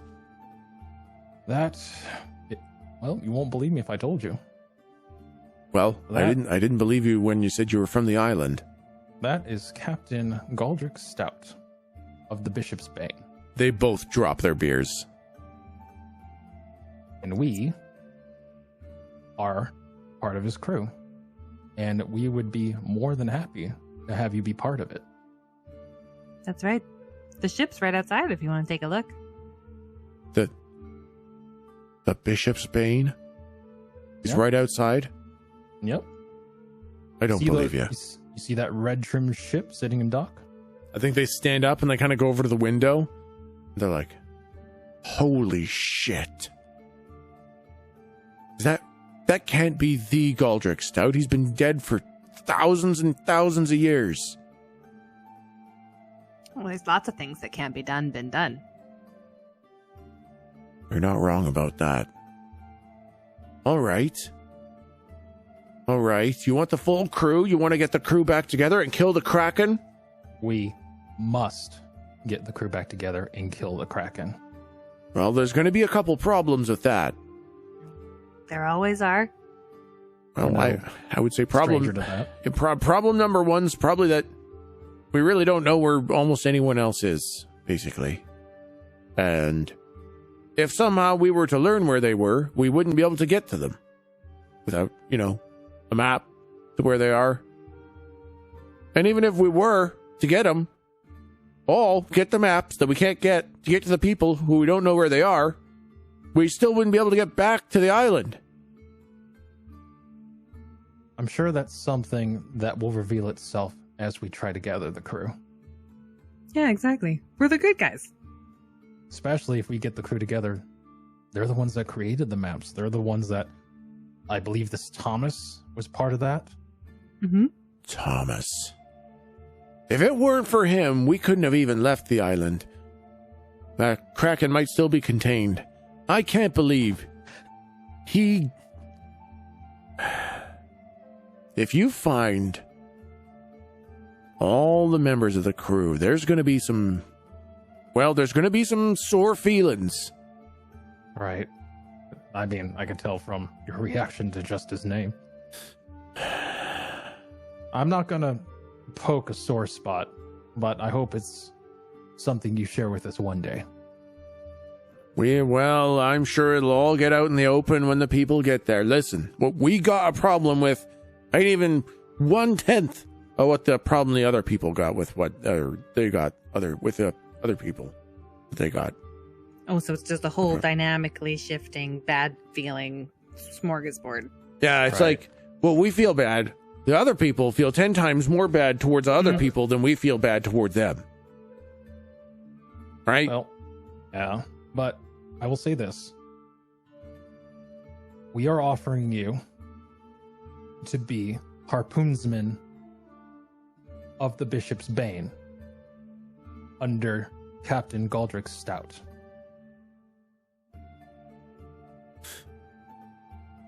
Here's how I see it. It's going to take you a while to get the whole crew back together. And in that time, Kraken could get loose. You're right. And make the seas as dangerous as they ever were. especially for the pirates. So we're going to stay on dry land because we know we're safe here. We'll help you however we can from dry land until we got the whole crew together and we can all get on the boat and make one trip to the island if the Kraken still hasn't come out. That's a whole lot of ifs that you've put into those conditions. Well, we're not willing. They kind of like look at each other and nod. We're not willing to get on the ocean again when the Kraken could get loose at any time. It's a death sentence for pirates. Let me make this perfectly clear to you. And like, I don't know if this is going to be a charisma roll or whatever, but the Kraken will break containment if you do not help. It is a guaranteed certainty, but with you, that may not come to pass. Time is of the essence. We can't be, if we're all together all at once rather than going back and forth to pick everyone up and then confirming that we're picking everyone up.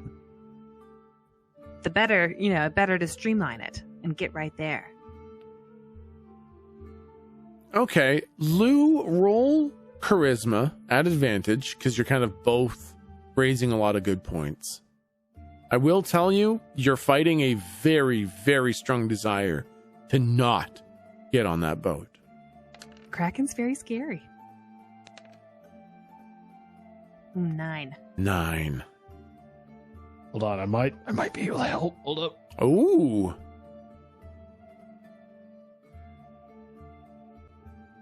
Oh wait, it's a move, isn't it? Like I have to, what's it called? Assist another or something like that?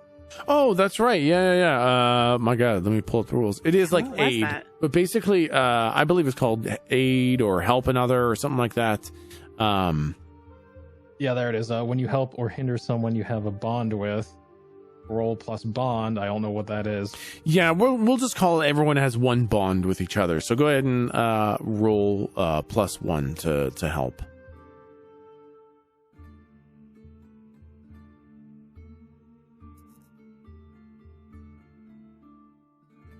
Nice. 6. They're not with us. 6 is expose yourself to the danger, retribution, or cost. So yeah. So with a 6, like you don't help, right? Yeah, I don't help. Yep. Okay. So I think the way this works with like kind of a failed aid and not quite high enough of a charisma check. It's still a partial success, but not like a complete success. Exactly. And so kind of the kind of 5e in me is kind of like the DC was full success. Gotcha. Mm-hmm. Because you're asking them to do something that they very, very do not want to do. They have been spending a lot of time actively not doing that. And they understand the situation, but they're just not sold. And so they kind of look at you as you're kind of making this argument. They say, listen, there's one thing been keeping us alive, and that's not stepping foot in the water. So we're not going to do that until we're absolutely sure you got the rest of the crew. Say whatever you need to say. Do whatever you need to do. You can count us there. You can say we've forgiven all the other problems that they've caused and that we'll join them when you leave. But we're not setting foot on a boat until we are headed to the island. And that's that. Can Galdric be walking over as they're saying that? Actually, absolutely, yeah. There's something I wanted to do. Yeah. So Locke stands up and says, well, let me talk with Captain Stout and see what he has to say about it. All right. Then he kind of casually like joins in like the masturbations that, like just to kind of blend in so no one draws attention to him. Yeah. And then he leans down to Galdric when he has a break and, yelling at the bar. Yep. And stop making dick jokes.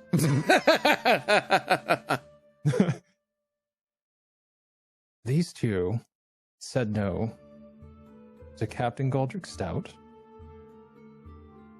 because they're scared But if we can gather the rest of the crew, they'll be more than happy to join.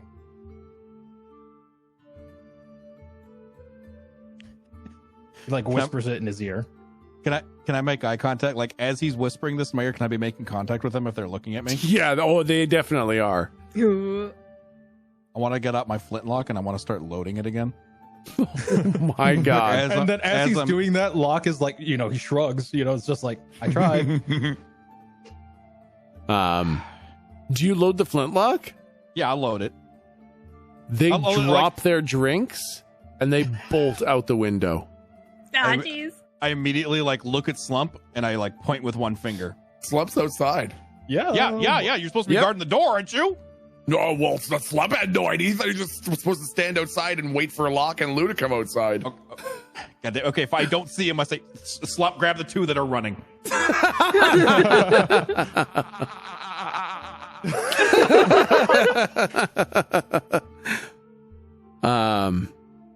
Okay, Slump. You said that. Sorry, whoops. I fucked up my own volume there. I tried to turn up my mic and I turned up the fucking music, so I deafened myself. I love that. So yeah, I would say, I'd say that's reasonable. Slump would probably, stop them if he could. Yeah, I would say you're not totally expecting to stop them. Sure. But they're really not expecting someone to be out there to stop them. Sure. So go ahead and roll plus strength at advantage, because while you're kind of surprised, they're super duper surprised. Whoa, nice roll. Fucking goodness. Holy shit. Okay, a 13? I want Milton's dice. Yeah. Oh my God. So I think with a 13, you just happen to be you're just kind of walking around outside, doing whatever you're doing. And you get the message in your brain at the same second that they're coming out the window. And they just kind of as they kind of stoop down to get out and come back up, they just kind of literally place the scruffs of their necks in your hands, and you just pick them up and you got them now. You've been bad. We're going back inside to talk to the captain. We're not getting on no boats. Well, you have two choices. You can talk to the captain and listen to what he says, or Slump will just snap your back like a weak little chicken leg. What would you prefer? All right, I guess we'll talk to the captain then. Glad we could come to an agreement. Slump will make it real easy for you. Talk to the captain or never walk again. You choose. Okay, yeah, you just carry him inside, and you now have Miss Allie and Mr. Steele once again. Found him for you, Mr. Teeny Top, Captain Teeny Top, sir. Thank you, Slump. Hi. They're very quiet and sullen. What? Come on, don't be like that. If you're gonna shoot us, just get it over with. I'm not gonna shoot you. I just needed to reload it. I just shot 4 people. That's better, yeah. All right, well, what did you have to say? All right, he tells me you're not coming with us. Why? We'll come with you when you got the full crew all together, but until the moment we're setting off for the island, we're not getting in the water. Let me get this abundantly clear, okay? I'm gonna make sure that we're on the same page. Jack tasked me. That's his name, right? Jack Yes. Cobb? Yes. Cobb tasked me with finding you cowards that ran away from the fucking island, which is now causing this Kraken to get loose, okay? This is literally your fucking cowardice that has caused this goddamn problem.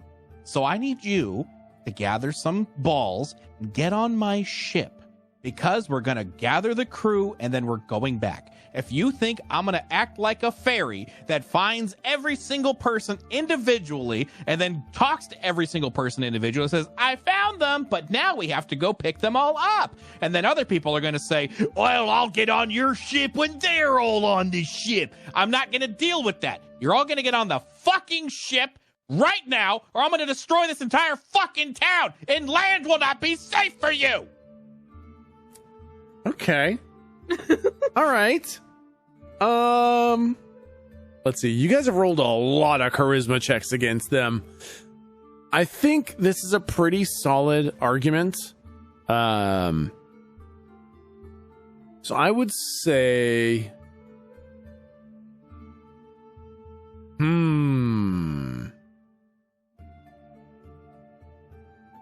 just for extra flair, when I say I will destroy this land, I want to yell fire, and I want Bishop's Bane to just lob a volley into the fucking town. Ooh. Oh my god. I don't want it to hit anything. Yeah. I just want it to be like, I'm trying to essentially do the Stark moment where, like, you know, the Jericho missile lands and like my arms are up. Okay. I think it'd be awesome if he was like, his back was facing the window towards the Bane, and you just see the flash of the cannons behind him as he says it. Okay. The Bane's cannons unload as we see Galdric kind of standing in front of the window behind him. And in the distance, we see the Bishop's Bane. All the cannons light up. And then you see these cannonballs whiz by overhead above the town. And you hear... And then the whole island shakes. Oh. Violently. Ooh. All the lanterns fall down. Fires catch. Again? Oh, fuck. People fall over. Pistols and rifles go off. People fall on their swords. And you see some of the buildings start to fall down outside. Oh, I look at him. I already put 2 and 2 together. What's it gonna be? And then it kind of steadies itself, and the kind of earthquake stops. Is this a fucking turtle? And tell me this is a fucking turtle. Oh my god, I would be so happy if this was a turtle. And they just kind of look absolutely terrified. They're like, all right, we'll get on the ship. That's a wise choice. It's for the best. You'll feel good about yourselves again. I don't know. You made a good choice for once in your lives. I don't know about that. All right, listen. We'll be on the ship, but we won't be happy about it. Can we please hurry? The less time we spend on the water, the better. The Kraken is going to get loose any time now. Hey, good news. We've got pork pies and fish and chips. That's poor consolation for damned souls. Well, don't worry. I don't want to meet Joan. She's a lot nicer than you may think. Come on. And then I want to like start walking towards the boat. You have convinced Mr. Lavitz Steele and Lady K. Alley to join you. Let me grab a couple pirate tokens. 2 more NPCs we'll completely forget about. We'll just put them in the brig. So keep them for later. Okay, so as we're kind of walking, so any idea where we can find others? Let's see. Well, I've got no idea where Thomas went, and without him, there's going to be no getting back to the tolls because he literally made the map to it. Okay. Let's see. Wind Wakers are probably, on some other ship somewhere. No idea where they are. Okay. Let's see. Mr. Clausen Pax. He's probably making guns somewhere for someone. Okay. Martin's dead. Allness is dead. Let's see. Are you sure they're dead? Well, we buried them on the island, so I'm pretty sure. Oh. All right. Well, you were sure I was dead. I'm just making sure. That's true. That's a good point. Let's see.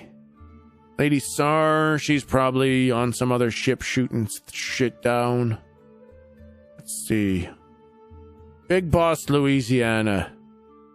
Oh, that's a real son of a bitch. I got no idea where him and Day are, but they're doing something, just dark as night, evil wherever they are. Lady Naki Daha, she was the mage, right? She was archmage.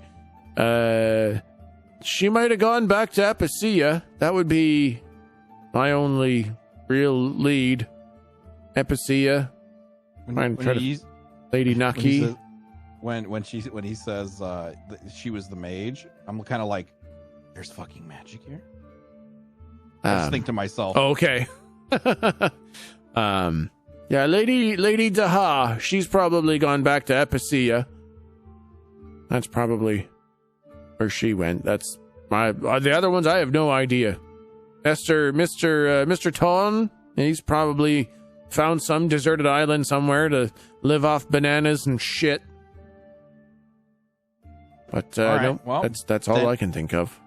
Okay, well then let's start there. Let's go to Epiciha.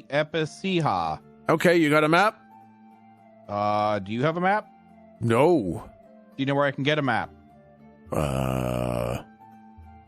Maybe in the keister?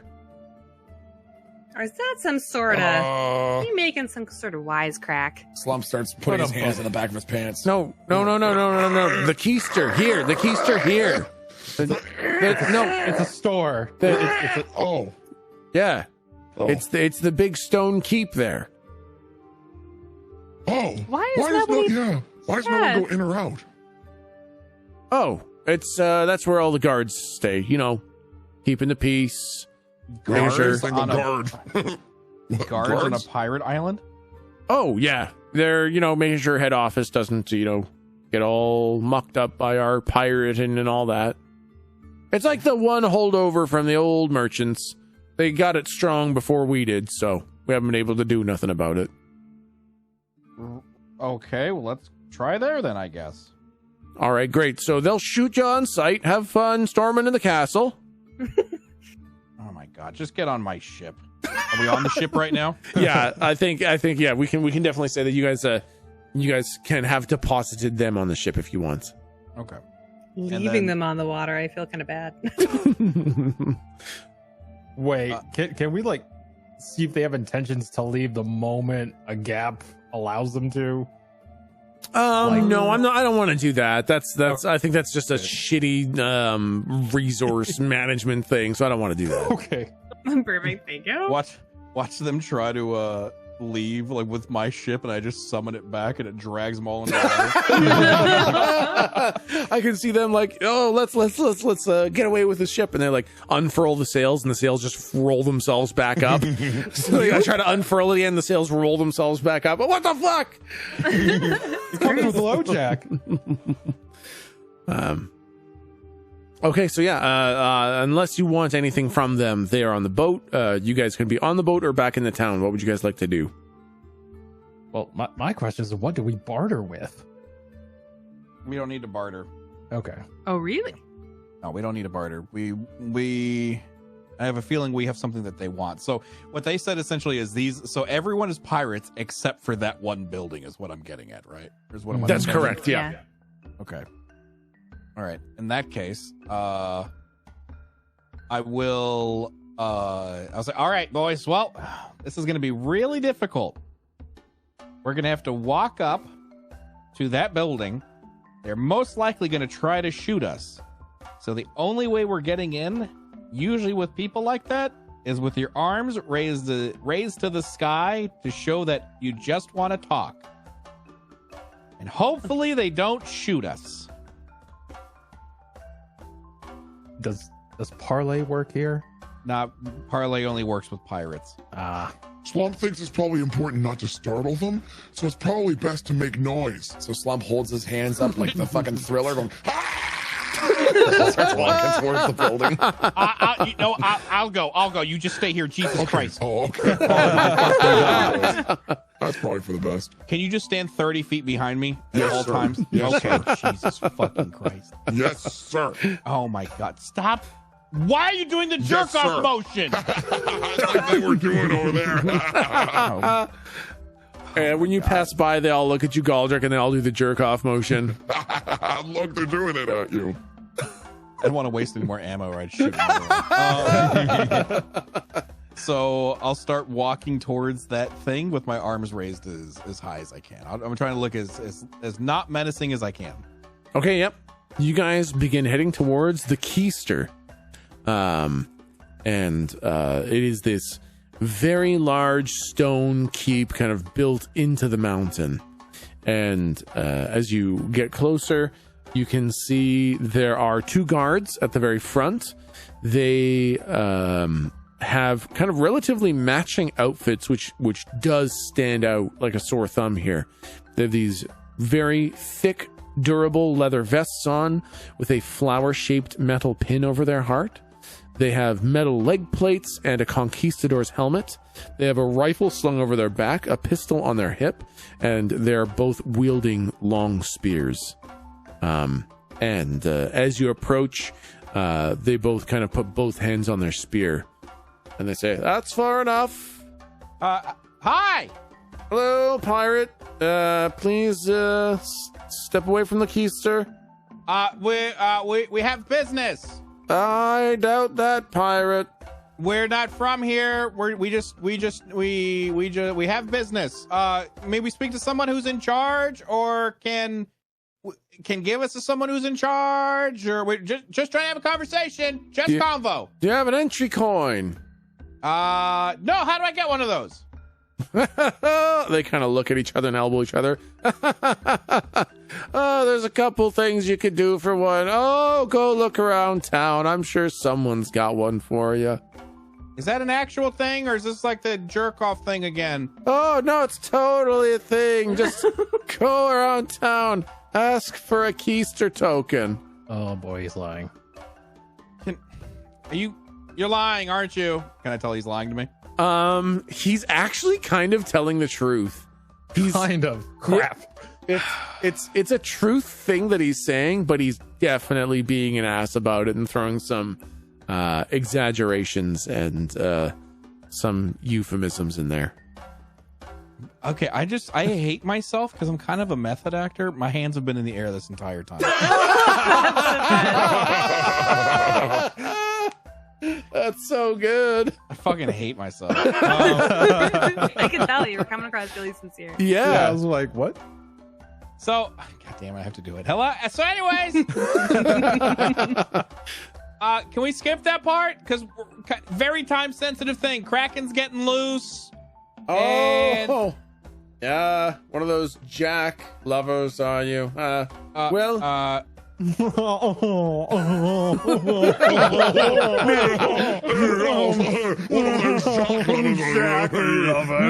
me with my hat and my spear. Just in case you're wondering, none of this is helping you get in here. Yes, caviar. Okay. Okay, well, can I ask a question? I mean, you can talk all you want. Why was the ground shaking like crazy a little bit ago? Probably because someone shot Ruga. Who's Ruga? The giant tortoise that we're on. I smile. So what happens if Ruga gets really mad? What happens to the town? Probably shakes it off.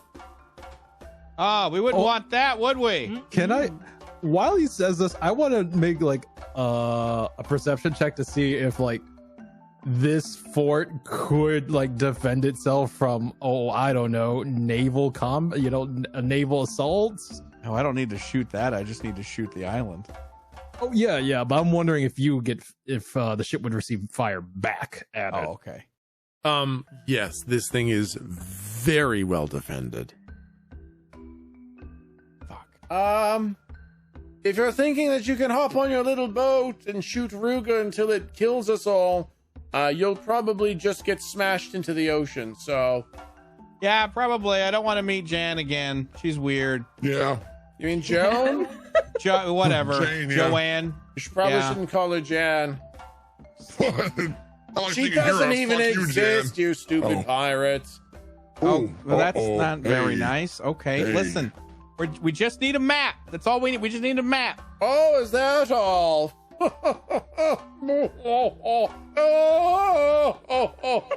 want to start looking for ways to break into this place because I'm going to murder him. Just wants a map. Isn't that rich? Oh, sure. Let me go get you one. Oh, they're so easy. I'll just get you. How about a couple maps? Do you have a couple places you'd like to go? I wasn't trying to have you give it to me for free, dick. I'm trying to do a trade. Oh. Get fucked, pirate. Oh my god. Oh, okay. Come back with a token, but don't come back at all. I start walking away, but as I want to like look, I want to eye over the building. Do I see any weaknesses to infiltrate? Go ahead and roll plus wisdom. It's gonna be a 0. Can I roll as well? Because I'm pretty sure I'm looking at Yeah, that. yeah, absolutely. Yep, go ahead. Oh, There it is. Okay. Galdric, yeah, you don't think you can see any way into here. Okay. Locke, you know that you can't see any way into here. Okay. This place looks like it was built for one purpose and one purpose only, but for being absolutely defendable from any attack. Like this is purpose built for housing and ensuring itself.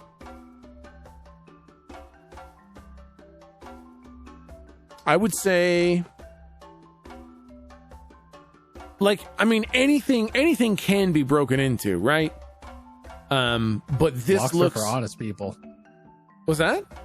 Locks are for honest people. Yeah, exactly, right? So there's always a way to break in. There's no such thing as a thing that can't be broken into.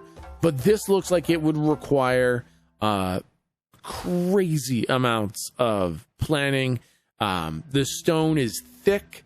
You could like slowly chisel through it in a poorly patrolled area for a few minutes a day for months to fucking make a whole Shawshank Redemption style, or you could kill a guard and impersonate him or something like that. But like nothing about this seems like it would be a simple process to infiltrate.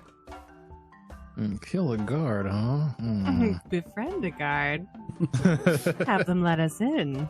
Well, if there is like things in town that can be done, Yeah. the guy's making it sound like it's like even though you did that, you probably wouldn't get one though.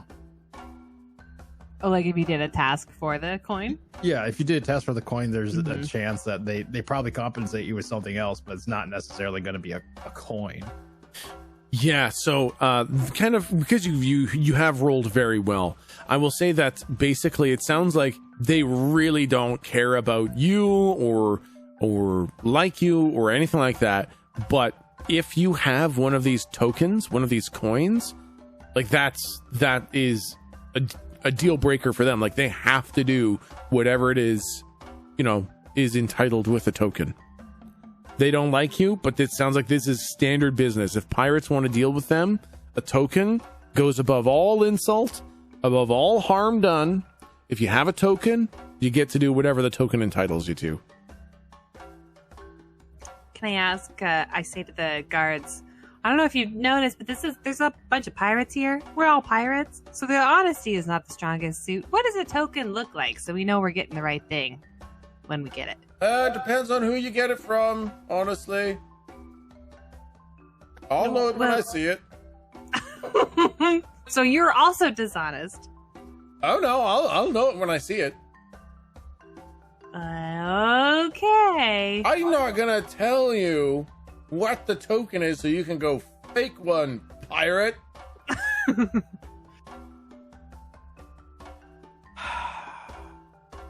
Well, Looks like we got to get a token. Go drink seawater, pirates. Hey. the Hey, mother smells of elderberries. All right.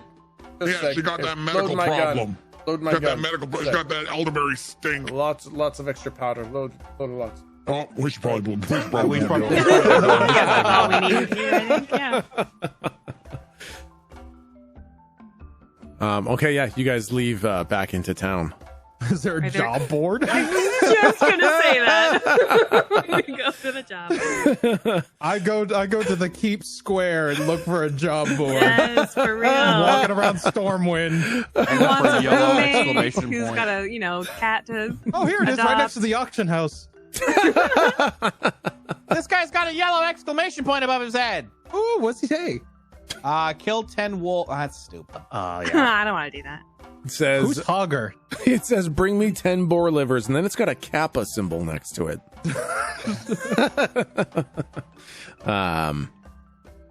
So there is no job board per se. Let me think. Yeah, no, there's no job board. Maybe the trading place. Where was that? I wrote something down. The booty. Yeah. Oh, okay. They're all ass euphemisms because you guys are on the ass of the turtle. Of the turtle. Thank you. I needed you guys to understand Listen. that the ass end, the fresh buns, the booty, the keister are all ass euphemisms because you're on the ass Holy end. heck, we're on a butt. Yeah. So when this thing poops, it must be like quite the celebration. Volcanic eruption. Oh my Exactly, God. Campbell's yeah. chunky soup instead of lava. For whatever reason, this side of the island's very fertile. We don't know why. So what sort of jobs can we do? I mean, right now, yeah, there's no job board. There's no kind of listing of Okay. jobs. You guys are just kind of there. But yeah, the booty is the name of the general goods store. Yeah, do you guys want to go into the booty and see if there's anyone around there? Phrasing. Weird, yeah. It's kind Oh, of a sorry. weird Yeah, way no, to- we're going to the booty. Yeah. I don't get it. It's, well, you know, Slump points to his lack of genitals. yeah, well, makes sense. You know, weird. Nothing there. It's just nothing. There's just nothing there. Of course you Okay. understand. Like, Galdric wants to look actually hurt. Like, I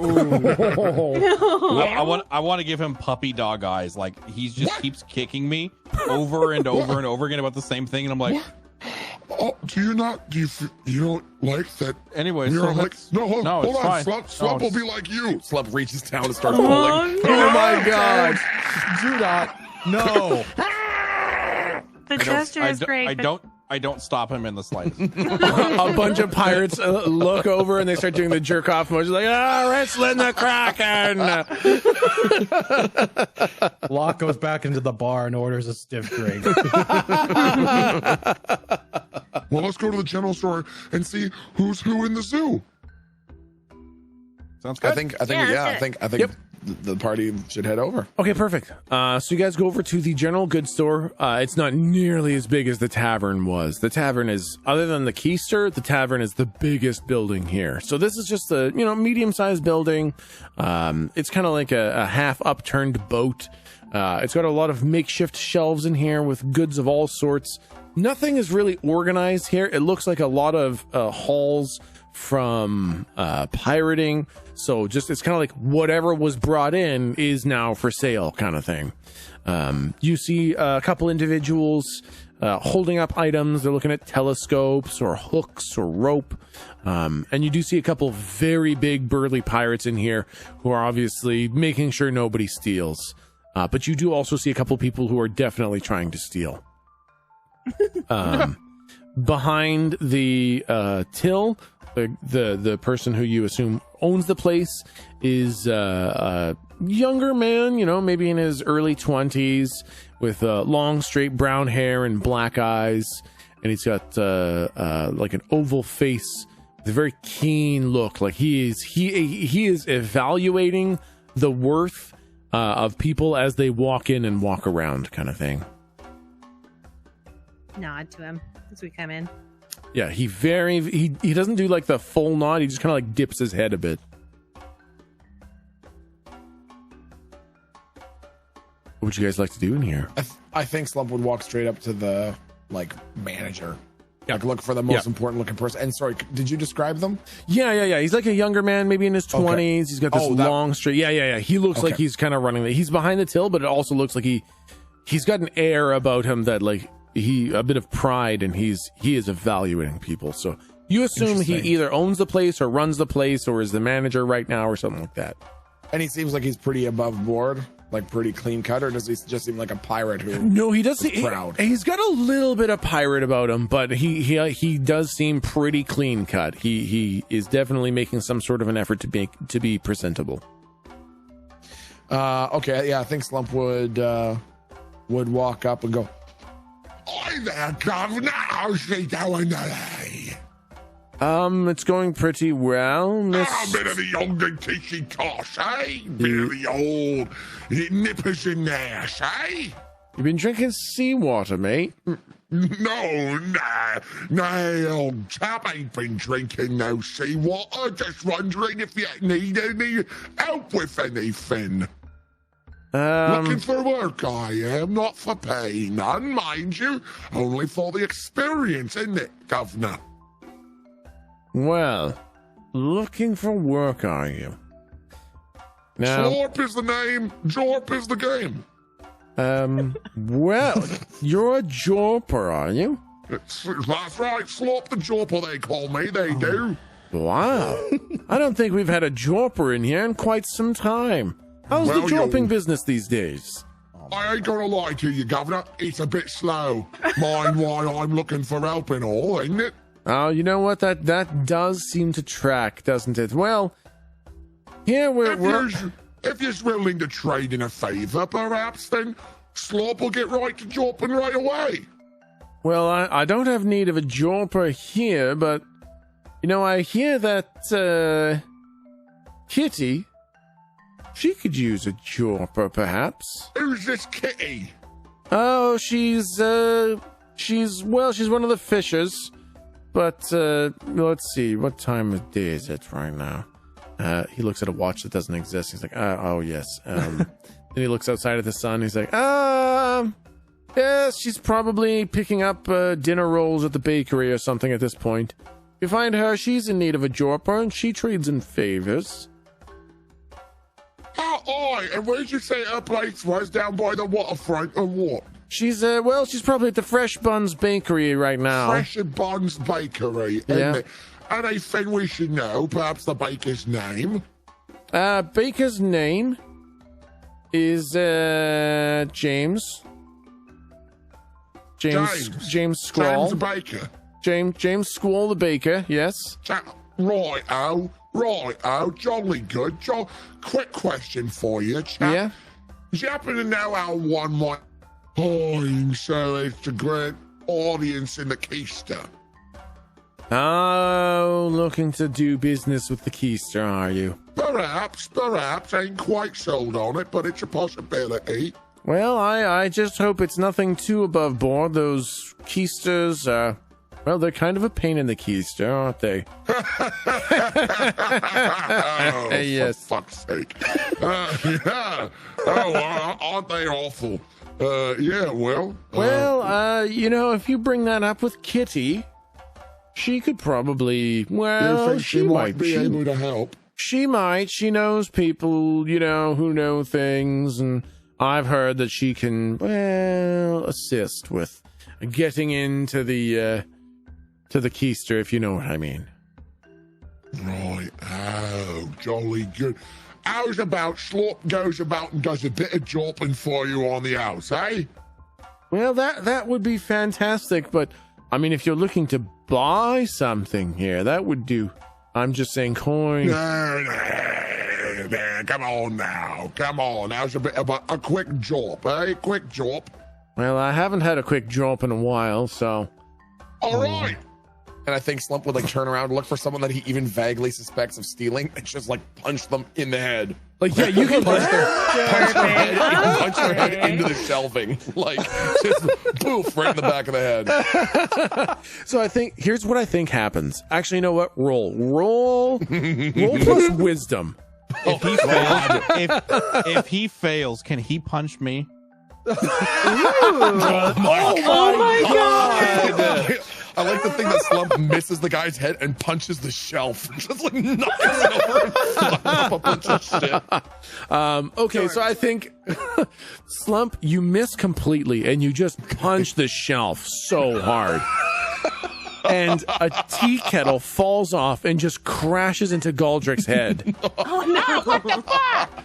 And Galdric, you kind of stumble backwards and you trip and fall into another individual who, as they fall over, a bunch of stolen spoons and knives fall out of their trench coats. I like to think that the cost of the silverware is nowhere near the cost of the teapot that's yes, shattered. Exactly. Yeah, you destroyed a $500 teapot to save $20 in silverware. I think Slump would sort of like hold his arms out like he's corralling children and sort of like usher the group out of the store all the way. He's sort of tipping his bandana. He goes, "There you go, Governor. That one's on the house."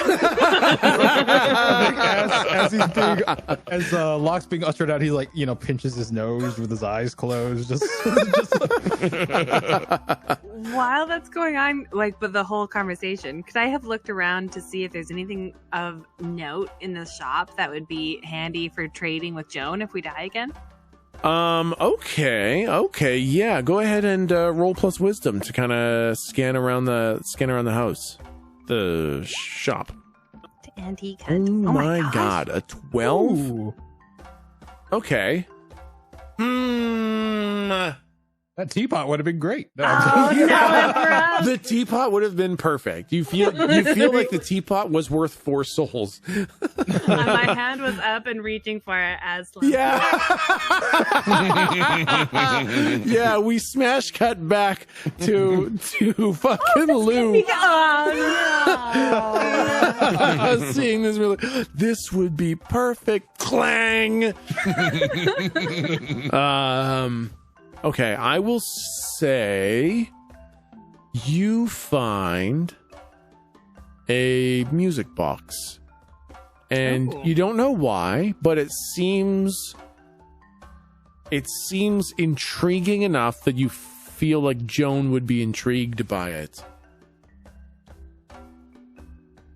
So go ahead and write down intriguing music box. Intriguing music box. Can I, as we are ushered out, can I say, can I put this on layaway? I'll come back. Sure. Yeah, you rolled a 12. He says yes. Oh my god. Intriguing music box. Right, so listen up there, team. Slump's still talking in the accent. We need to go on over to Kitty Cat's place, isn't it? She knows how we can get one of them coins for the quiche there, isn't it, Governor? Kitty's place. Yeah, Kitty's place. Yeah. Well, not Kitty's place necessarily. The bakery with James. Okay. Baker's Buns Ahoy. We need to go to Buns Ahoy so as we can talk to Kitty Cat, who might be there buying buns. Isn't it, Governor? I'm just looking at him in shock. What? You don't even have your monocle on. It's amazing. It's been inside Slump the whole time. Oh, it's gotta be uncomfortable. So we need to go. Where they said that Miss Kitty Cat is at the bakery, and that she might have work or know how we can get a coin. That looks like we're going there. Good job, Slump. Hey, yeah. Hooray! Slump did a thing. I'm so proud of you. Be sure to mark experience. Oh yeah, you get plus another experience for absolutely shitting the bed on that roll. Yep. Okay, so you guys make your way over to the Fresh Buns Bakery, which I kind of wish I'd called Anaconda's Buns. I mean, you're God. That could happen. You go there. It says Fresh Buns, but it's got a picture of an anaconda wrapping around a bun. Anacondas love buns. Anacondas love buns. If you got them, hun, that anaconda wants some. Okay. What if you don't have some? Saved it. I'm gonna go shit myself. Yeah, it's about that time. Okay, so you guys walk into the bakery, and it smells very nice in here. I mean, it's kind of tainted by awful BO and probably some more pee a bit. God. Oh boy. But That's a regular bakery. but I will say that the smell of bread and kind of baked cheese and onions really do make this the by far the best smelling place that you've been in. It's also much quieter here. All the other places are quite rowdy, quite rambunctious. Here, there are people talking, but it seems like people are behaving themselves in here much better than anywhere else you've been so far.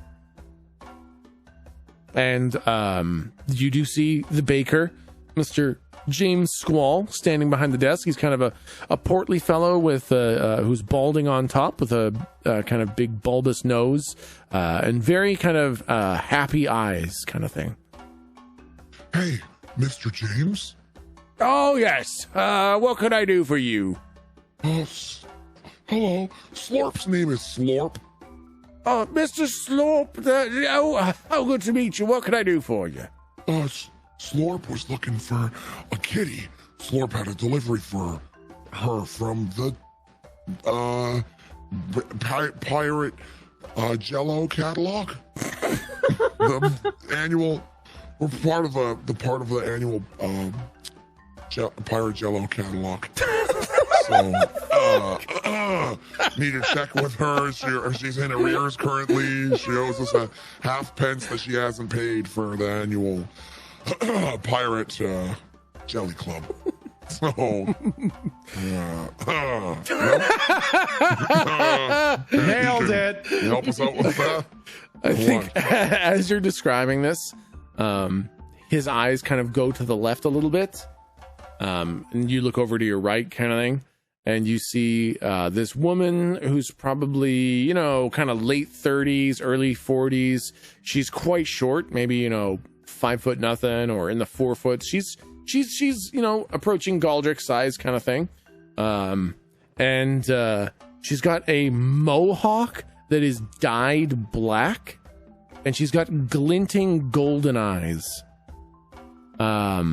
She has a very square jaw and a very meaty, strong face with high cheekbones. And when you kind of talk about Kitty and go on this big thing, the baker looks at her and she looks at you. I'm sorry. Oh. Are you saying that I'm in arrears with a Jello club? Well, not arrears necessarily. More of Slump completely made all that up to figure out who you were. I mean, Slorp. Oh.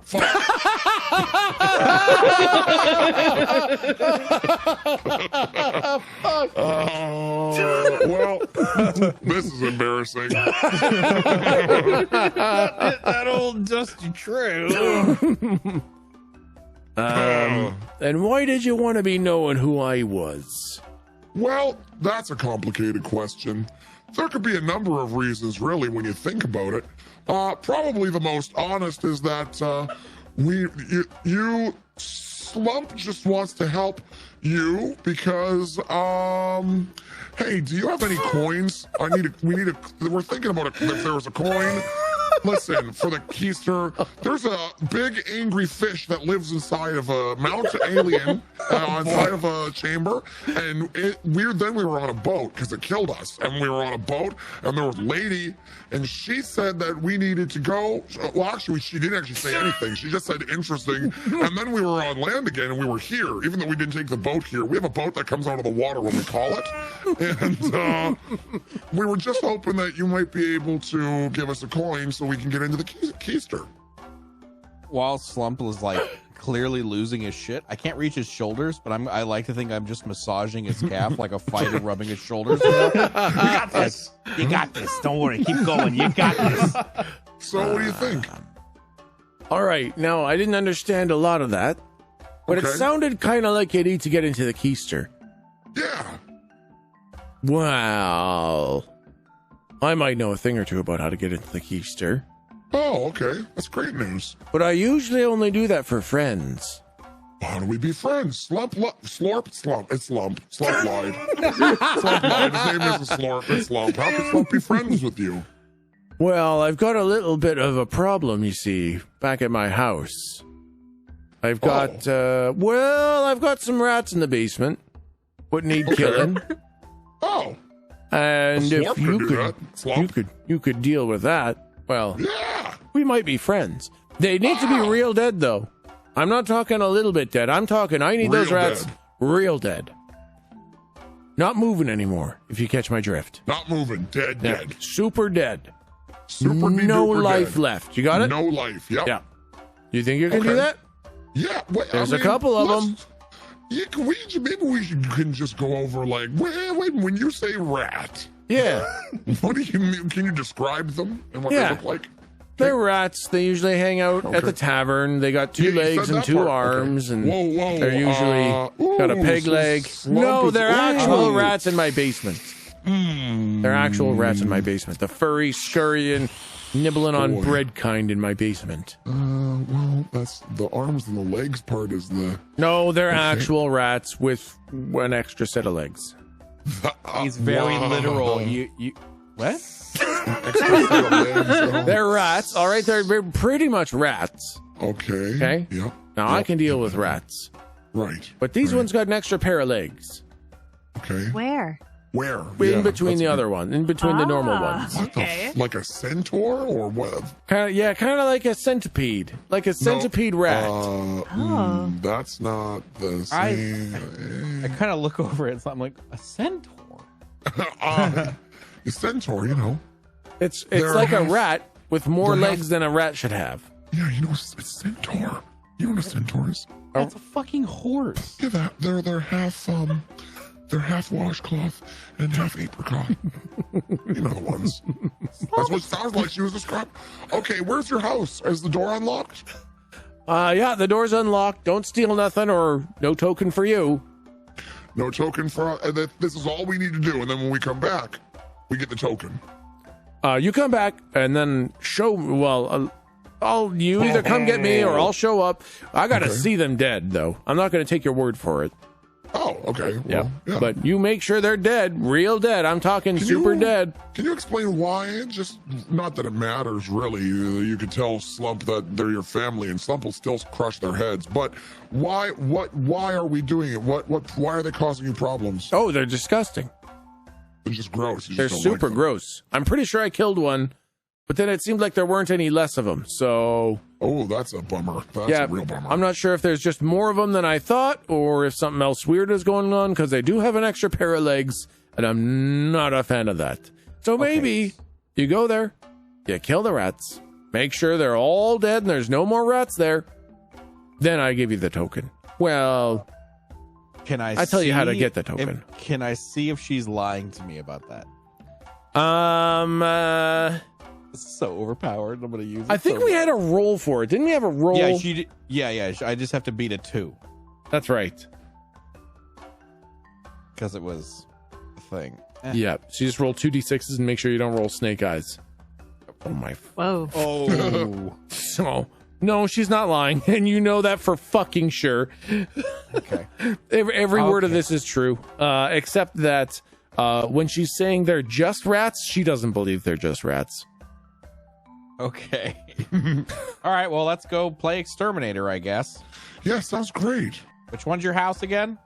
It's down the hill, over to the left, up the valley over yonder. Okay, down I to the, got it. Yep. Okay, yeah, okay. We're gonna take the plot route. Okay, sounds good. Just How hold Z adverse to auto follow the route. Oh, okay. How adverse are you to fire?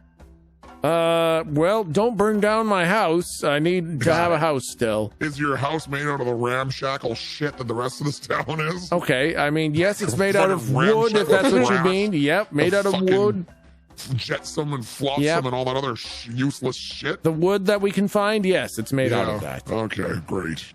Have you seen So the we'll make rats? sure- Any? We'll make Yeah. sure we don't blow down your fucking house with toothpicks. You fucking waste my time. Sorry, the lady was trying to say something. Well, have you seen the rats anywhere else in town? Not that I've seen. So okay, concentrated, eh? Yep, I just got unlucky, I guess.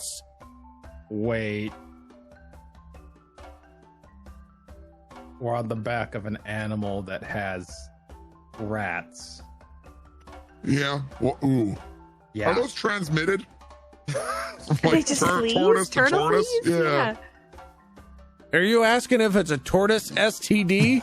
Yes. Something want to come right out and ask it, but No, Ruga doesn't do that. I don't think. oh, okay. Not since this. You haven't noticed like an increase in sea foam on the beaches or anything? No, none of that. No, Unusually murky waters that smell like vinegar or anything. Oh, none of that. None of that. Okay. All right. Well, I was going more for fleas, but okay. Okay. Well, then we'll go take care of that for you. All right, thanks very much, and then I'll give you your thing. Where should we meet you afterwards? Either you meet me here or at the tavern, or I'll come back home.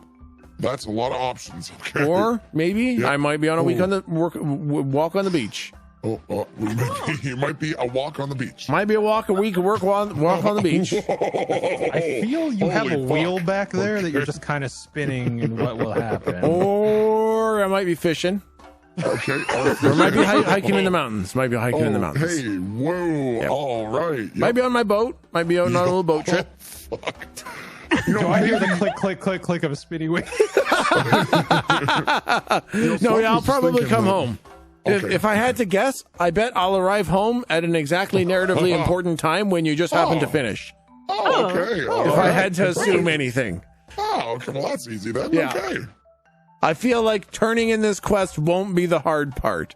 Okay, good. Oh, well, that does make sense. The hard part's probably gonna be these rats that you somehow couldn't take care of yourself despite having a face like a brick shithouse. Oh my god. Well, off we go then. As soon as we... Oh yeah, go ahead. I was wondering, as we're walking through town, do they like have a smithy or anything like that? Yep, Oh, that's a good absolutely. point, actually. Yep. Okay.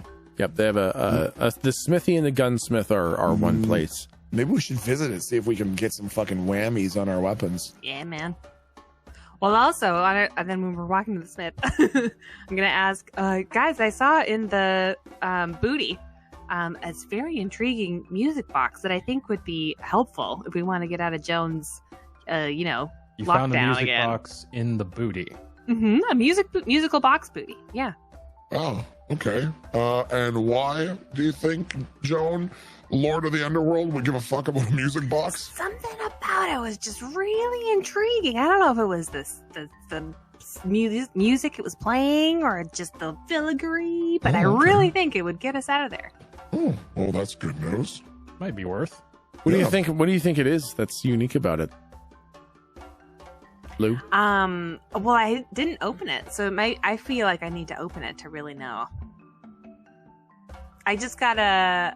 Oh, okay. I guess maybe there was a pattern on the outside that seemed to, evoke some sort of Joan-esque thing. Okay, yeah. I think the filigree on the outside looks like interlaced bones, just like her ship does. Ah. So you think she's gonna want a music box? I think she's gonna want a music box back. Oh. Okay. Well, that's good. Hopefully we won't need it, because we don't fucking die.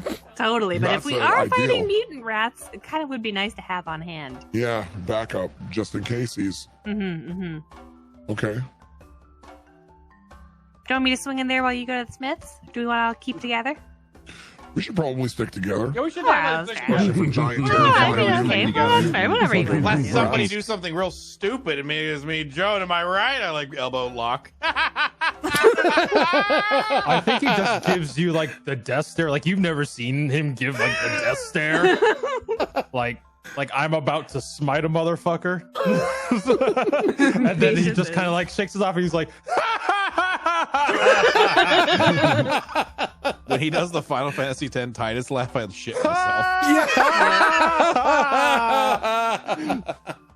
Oh my god. I feel like I need a shower after laughing like that. No, it's perfect, man. Listen. It exists. We as gamers experienced it. We need to embrace that. Why? Okay, are you guys going to the blacksmith first? Yeah. Well, I also kind of like partially. I want to see if I can use my skills there too. Okay, yeah, absolutely. Get 2 coins. Yeah. Ooh. Okay, yeah. So you guys go up to the blacksmith slash gunsmith slash blacksmith slash gunsmith. And there are actually 5 people here who are all blacksmiths and gunsmiths. And it's called the poop tube. I didn't have it written down, so I had to come up with an ass gun joke off the cuff. So it's called the poop tube. So if somebody else got something better, if you were trying to go for a shitty name, you should have called it the Techsmith. Wow. Damn. We're definitely gonna need that music box. oh no, the Bishop's Bane just got Bishop deleted. Bane's gone. Oh no, Bishop's Bane's gone. Galdric dies. Oh god, now they're on different layers. Look what you've done.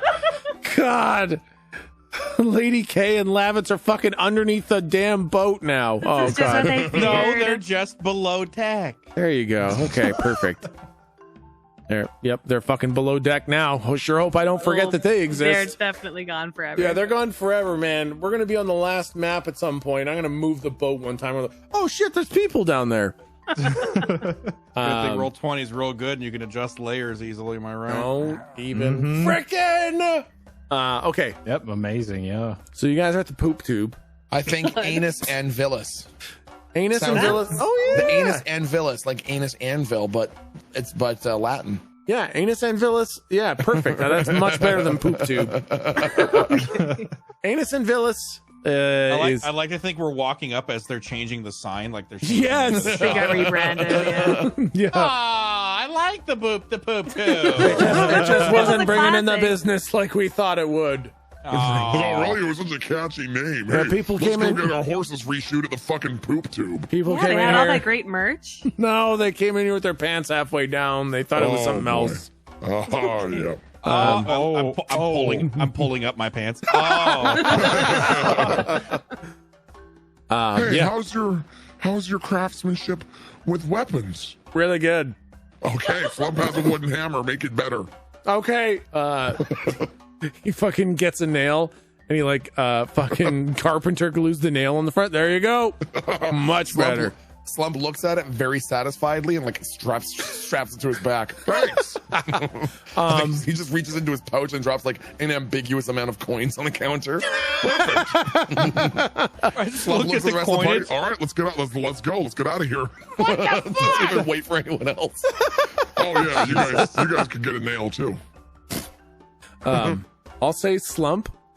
You can do another +1 damage on the next time you hit something. As you drive the fucking nail into it. God, okay. Perfect. I've got $20 that says that Slump completely forgets about the name. Forgets, Probably, dude. forgets until one of us remembers when it would actually really do something. It's like, oh shit, isn't there a nail on that? I'll put it in notes. How about that? I'll put it in the notes. Anybody else want anything? The guy holds up another nail. He's like, anybody else want a nail? No, I have a big nail, and I hold up a rapier, and I'm like, no, You want me to put a nail on that? no. Okay. Come on, Mr. Cheetah, they're pretty cool. Look. You know what? Here, put it on my flintlock. I wanted to put it on the top side of my flintlock, It's like a bayonet. so I can I can bayonet somebody. Put it in front of that. Ooh. Okay. Yeah. You just fucking get some more carpenter glue, sticks the nail on top. He's like, all right, there you go. And if you decide to hit someone with your gun, you can do +1 damage as you fucking put the nail in them. You just try to put wood glue with a metal on metal. Yes, correct. I just look at it with complete It just starts sliding off the side. It's like you're gonna want to be nimble with that. It's gonna fall off if you don't. It's probably only gonna work if you use it in the next 5 to 7 minutes. So. I just like shake my pistol, like I shake it off and I put it back and I just walk out. Anybody else want a nail? No, we don't want a nail. We're fucking leaving. Slump appreciated it. Thank you. No problem. I'm actually here to, well, you already have 4 smiths, but I was here to offer my services, but it looks like you got it covered. Yeah, we're pretty covered. Depends on what kind of services you offer. I can make mundane weapons, armor, jewelry, or break stuff down as long as you give me the time. Well, I mean, we could hire you on as a permanent position, breaking stuff down. I'm not sure if I'll be around long enough. That's pretty common. Not many people sticking around for too long. But I was hoping to, get into the keep, the stone keep down there. I was hoping to, Oh, you want to get into the keister? Yes. Well, you're probably gonna have to talk to Kitty about that. If I had to guess, she seems to be the one with all the pull. Gotcha. Okay. Well, what about for coin? For coin, well, you can sell whatever you got at the booty. They pay pretty good coin. I mean, my services. Oh, for services. Not many people willing to pay for services. Too many pirates looking for jobs. Mostly goods here. I guess I'm gonna see. I don't know how we're gonna work this, but maybe if Locke can show what he can do, because he's an immolator, he can do it like quick. Yeah. Quicker than the traditional means. Maybe he can convince them. Okay, you want to convince them to for a temp gig. Yeah, temp either gig. Making or breaking stuff down. Okay. For coin. Okay. I think he hands you a flintlock pistol. He says, "All right, show me how quick you can strip this." Okay. And I'm gonna, if I have to do it like quick, it says but to do this without time and safety might require you to defy danger first. So I guess I would warn him about that. He's like, all right, no, we're all used to working with fire and dangerous things. All right. And they all take a step back. Okay. So what's defy danger here? I think we usually determine the danger and you roll an appropriate roll to. Let me just take a look here. I got the notes somewhere. Oh, I actually put it in Discord, didn't I? It says I have to choose. I have to choose a stat and kind of just go with it. And then there's it says on a 10+, you do what you set out to do. The threat does not come to bear. 7 to 9, you stumble, hesitate, or flinch. GM offers you a worse outcome, hard bargain, or ugly choice. Yeah, perfect. So yeah, how do you want to do this? I think since it's an older gun, Locke is familiar because he's kind of a collector, but he has to break it down. Yeah, he's more of a collector than actually that makes sense. He's probably studied it, but that type of thing. Yeah, that makes a lot of sense. You probably could build one, no problem, but breaking it down, he's always had to do it piece by piece. So doing it as quickly as possible with his new powers might be a little more of a challenge. Yeah. So I would say he's trying to remember on the fly how things come together on the gun and reversing that as he goes. Okay, so kind of more. It looks like it sounds like it's kind of like quick thinking kind of thing. Yeah. Yeah. Okay. So roll plus intelligence. Oh boy. Hey, thank God it was a good stat. Right. So I will say, then let's see. Worst outcome, hard bargain, or ugly choice. I will say you can annihilate the weapon and have scraps left over. You can burn someone who's nearby, or you can just fail completely. Like basically, you just kind of break it and nothing. You don't strip anything off it. Does this gun look like if you break it, you buy it type of thing? But like it looks like they were trying to break it down, so probably not. Like this is something that was meant for scrap. This is something that was definitely meant for parts. They wanted to take away the parts and kind of repurpose them. I would. I'm just gonna.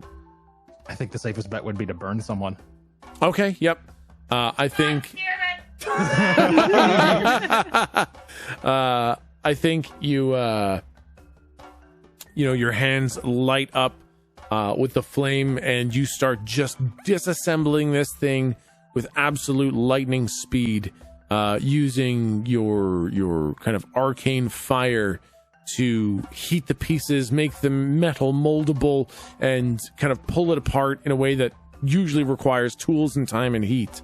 And as it comes apart, a hot piece of metal kind of comes flinging off it and hits one of the smiths kind of in the face, and it burns his cheek. And he goes, "Ow! Oh, what? Sorry." That's a little bit more hazardous than we're used to, but that was pretty quick. Do you think you can get that under control, maybe? I believe I could, given, proper time to examine the piece I'm breaking down. All right, I'll tell you what. We can give you 10 doubloons. I think sounds like probably currency we would have here. For yeah, that sounds about logical. Doesn't that sound like it? Yeah. That sounds reasonable. Yeah, 10 doubloons for every 5 guns you can disassemble.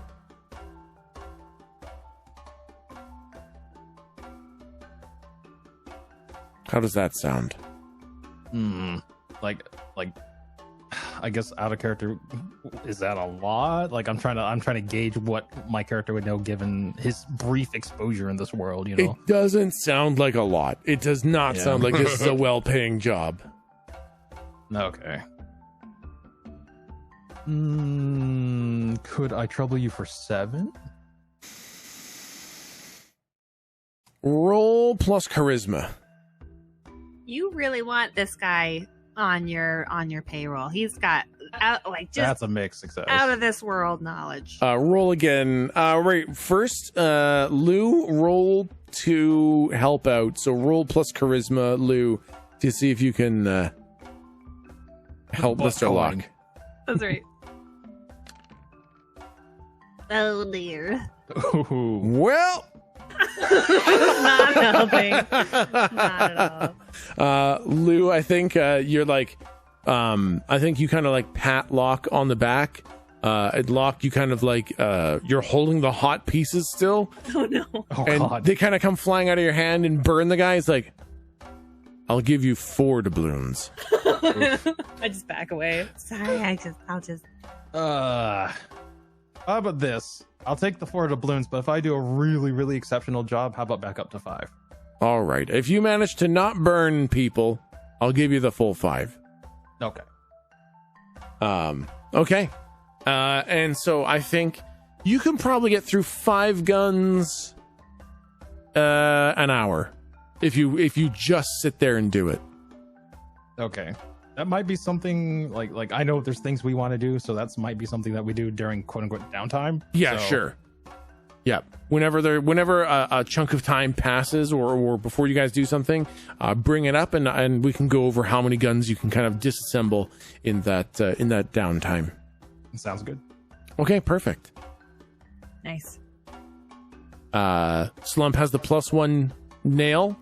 Yep. Galdric has the plus nothing, a little bit of wood glue on the top of his gun. It's like sticking in my holster a little bit. Yeah. And Locke can now earn a little bit of money in downtime. Yeah. Lou, would you like to do anything at the gunsmith, blacksmith? You have any nails that go on shoulders or something? Or just something to make people tougher or harder to hit? Here comes the glue gun. He holds up like a bucket of glue paint. He's like, I could cover you in this and then just throw all the nails on you. That'd make it pretty scary. Interesting. That could be pretty, like kind of like a hedgehog sort of. Yeah, exactly. I'll think about it. I don't know if that's really. I don't know. What do you make here? What's your bread and butter? What's your main thing? Guns and swords. You gotta. Yeah. Well, how much for a gun? 100 doubloons. That's a lot. I don't know that I have. Do I have that? 50 doubloons. Oh no! I mean, I saw how easy that fell apart. 20 doubloons. That's wow. And this is bad. Yeah, it's not really. I don't know. 70 doubloons.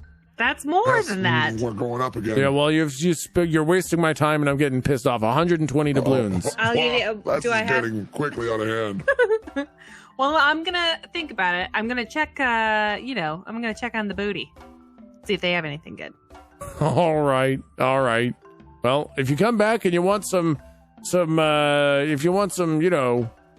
nails, you just come back and let me know. I'll get you some nails or a sword or a gun. If I need, nails, I know to go to the poop shoot.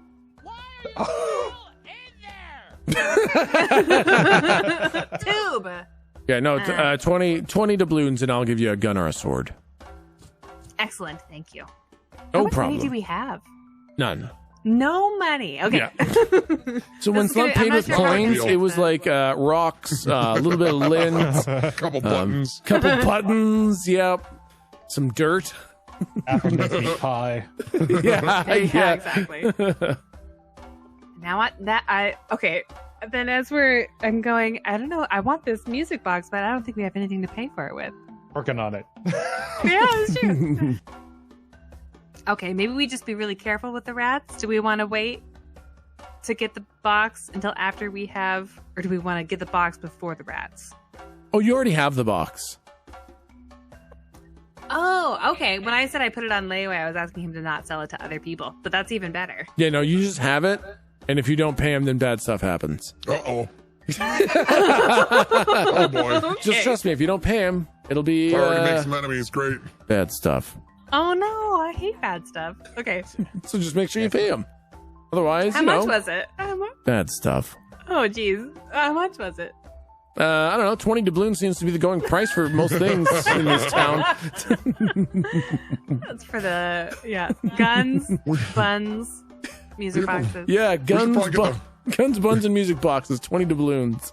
We should probably get the fuck out of here and go take care of those rats. Yeah. Okay, you guys done? You want to go deal with the rats? Let's go deal with the rats. Go deal with the rats. All right. You guys enter into Kitty's house. Where is it? Did we find it through the valley? Oh yeah, no. You guys follow the quest marker icons. It's got like a little blinking gold line that shows up on the road that you follow. Oh, perfect. Excellent.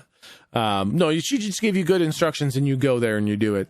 And it doesn't matter how, but you get there, and it's a relatively clean house, surprisingly so for a pirate with fucking a dyed black mohawk and glinting golden eyes, and a face like a fucking brick. But no, it's relatively well kept up. However, you do notice that the door to the basement is closed, locked, and boarded up. Oh. And as you approach the door, you can hear some skittering back there. Ooh. And it sounds like a lot of skittering. Ooh. What would you guys like to do? I'll open the door. No, Slump stops him before he does. No, Slump knocks him out and puts him to bed. All right. Yep. What's it smell like? Mr. Locke, can you shoot a hole in the door so we can look through? Or burn a hole, or whatever the fuck kind of voodoo you do? Whatever Magic. kind of fire nonsense, whatever it is. Do the thing. I can do a very small controlled one. Oh, that sounds pretty good. Okay, is everyone in agreement? because he very much doesn't want that to burn down. You know what? Let's try it. Why not? We did that. They did ask us not to burn down the house. That's true. Well, I can add a tag. Well, I'm sorry, add a character. I can make sure that it doesn't happen. Oh, nice. Hey, yeah. Okay. So let's see here. I'm going to try to, I guess, make a controlled hold to kind of peek in. Yeah. Or you just heat up a finger really, really hot and just kind of try to fucking superheat burn a finger hole in there. Slump is standing by with his face right there to go if it catches on fire. Do you need me to make a roll, or does it just happen? I need you to describe to me exactly what you do and how you do it. Okay, so he brings out the brand, like the fiery brand or the burning brand, and shapes it like a spike. So it's very pointed at the front, but then it gets wider. Yep. And then it kind of looks like it looks kind of a bit of a drill, so maybe he can like turn it as he's moving it forward. Yeah. And the idea is that he's going to move slowly with it to make sure, one, that he doesn't end up burning everything, but two, also probably doesn't startle anything on the other side if they're close enough to that door. Yep. Okay. Okay, no, I think there's no roll needed. I think that's a great description that deals with a lot of the things that I was thinking about. Thank you for the very good description. And I think you do it. I think that you fucking do it. You use this burning brand to drill a hole in the door. The fire does not catch all around. It does not burn the house down. Slump blows the fire out before it gets too insane. And you have this kind of small smoking hole in the door. I'm really hoping that the answer isn't it's pitch black, but Slump wants to look through the hole and see what he sees. So it's pitch black. For fuck's sake. For 1 second. Okay. Until a whole bunch of little tiny teeth kind of show up at the hole and start chittering and trying to bite, and these little nasty rat hands kind of reach through at you. Ooh, how big do these creatures seem to be compared to a normal rat? Too big. Oh boy. Right. Yeah. These are rodents of unnatural size. Yeah, exactly. Can I take a look? Yeah, try. I peek up through it. Can I see with ink anything different? Ooh, interesting. So what you see rats, little bits and pieces of rats that are very angry and trying to bite, and they seem like they're just, creatures. But they do seem to be like extra juicy. Okay. it's like somebody took a rodent that is, has a normal amount of ink in it, and then juiced it so that it's extra juicy and leaks a little bit more. So it's not a construct kind of thing. No. It's like an enhanced. Yeah. Exactly. Interesting. Yep. These rats, I say to the party, are bigger because I think they're full of more ink. They're leaking more, and they're more vibrant with it. Yeah. Big old fat ink balloons? Mm-hmm. Gross. Well, I would look at... Oh, I don't know why I thought we were still with season 1 Slump. Maybe they taste good. Rat kebab, some of Slump's favorites. Yeah, full of ink. I was like, he doesn't have to digest ink anymore to stay sane. I forgot about that. Oh, man, that is some old mechanics. Well, okay, so can you do anything with that? Knowing that they're full of ink, can you turn their brains into hamburgers?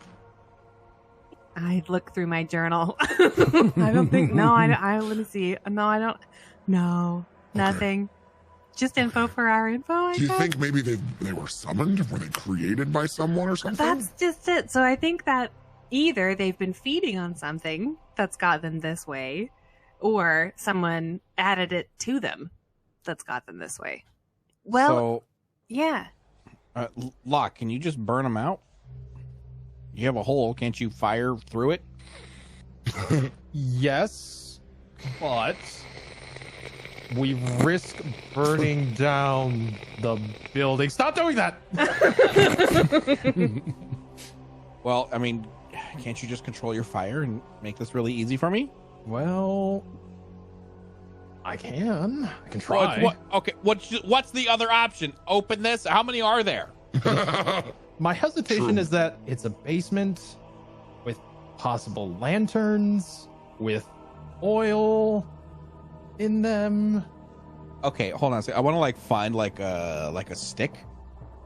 Okay, just like a long stick. Yeah, and absolutely.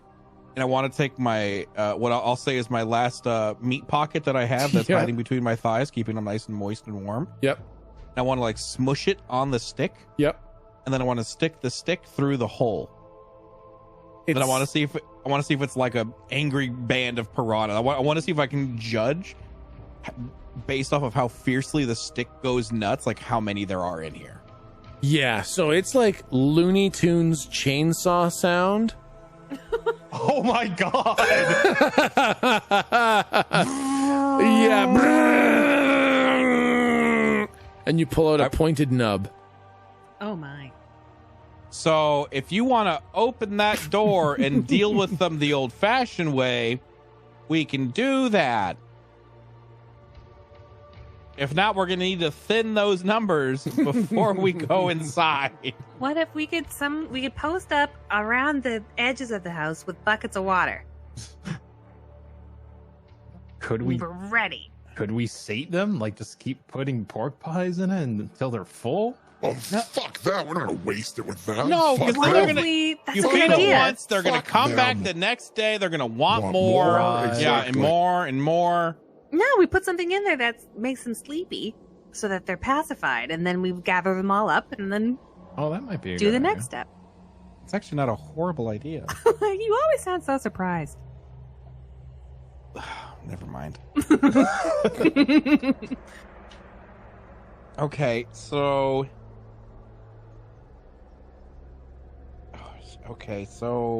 burn them out, try to subdue them.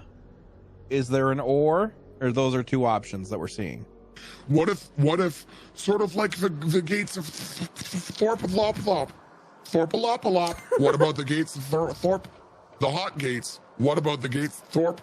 What about Are you having a stroke? The gates of Thorpe? What? I'm genuinely trying to figure out what the fuck he's saying. Even I'm lost. The gates of Thermopylae. The gates of Thorpe. The gates of Thorpe. Remember? And then, so what happens if Mr. Locke, fist? What if we get him to fist? If he just fists, and then it's just big enough for one rat to come through at a time, and Slump will just stomp each of them on the head as they come out. You talking about the gates of Thermopylae? Yeah. That was the whole... fuck do you even know what that is? Listen, Slump saw a book once and it scared him, but he remembered some of it. There's words and pictures. Anyways, the point was that they found a mountain pass where they could funnel the Persians through, and once the Persians came through, it allowed the united wall of the phalanx to drive them back, and because they were channeled and Slump's nose starts to bleed. Slump, the people you're referencing all died. Well, guess what? They also killed a lot of rats, so just stop being a fucking baby. Slump thinks he has a pretty good idea. What happens if you just burn a hole in the bottom big enough for one rat to come through? They're not going to focus on trying to make more holes. They're going to focus on trying to come through the one that's there. And then Slump will just bap them on the head, throw them in a sack. Slump has a hammer with a nail on it. Oh. How much of that kind of abuse could a fucking rat take? Oh my fucking god. Slump literally has an insatiable hunger. He could just eat them we could just burn a hole and Slump will sit there with his mouth open at the hole and they'll just go straight in. That's super upsetting. That is so upsetting. That is super upsetting. What if they start to eat your insides as you're eating them? Well, that's just a bonus.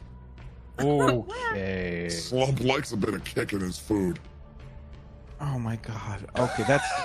I kind of look over at Locke. I'm like, that's why he keeps trying to put shoes on his food. Yeah. Okay. So, anyways, okay. So, burn them out, subdue them, or bottleneck them. That sounds, those sound like good options. But picking one. Okay. Why are you all looking at me? You're the captain. Oh my God. Okay. All right. Okay. If you want input, that's the whole thing. Okay, sure. Give me some input. I do like the bottlenecking idea, but also kind of a fan of subduing them with like a sleeping agent or poison. What's the benefit to subduing them rather than just smashing them into a pulp? Less likely to get bit, I guess. That's true. So the problem with the problem with the subduing one is, one, we don't know if there's any crevices or anything like that inside there that we don't, we're going to go inside and there's still plenty that are still alive and well. Right. Number two, Slump, I like the bottleneck idea, but if you know what the Zerg is, I have a feeling we might get overwhelmed, even if we can only fit one at a time. Make the hole small enough. Make it small enough that only one rat can barely squeeze through.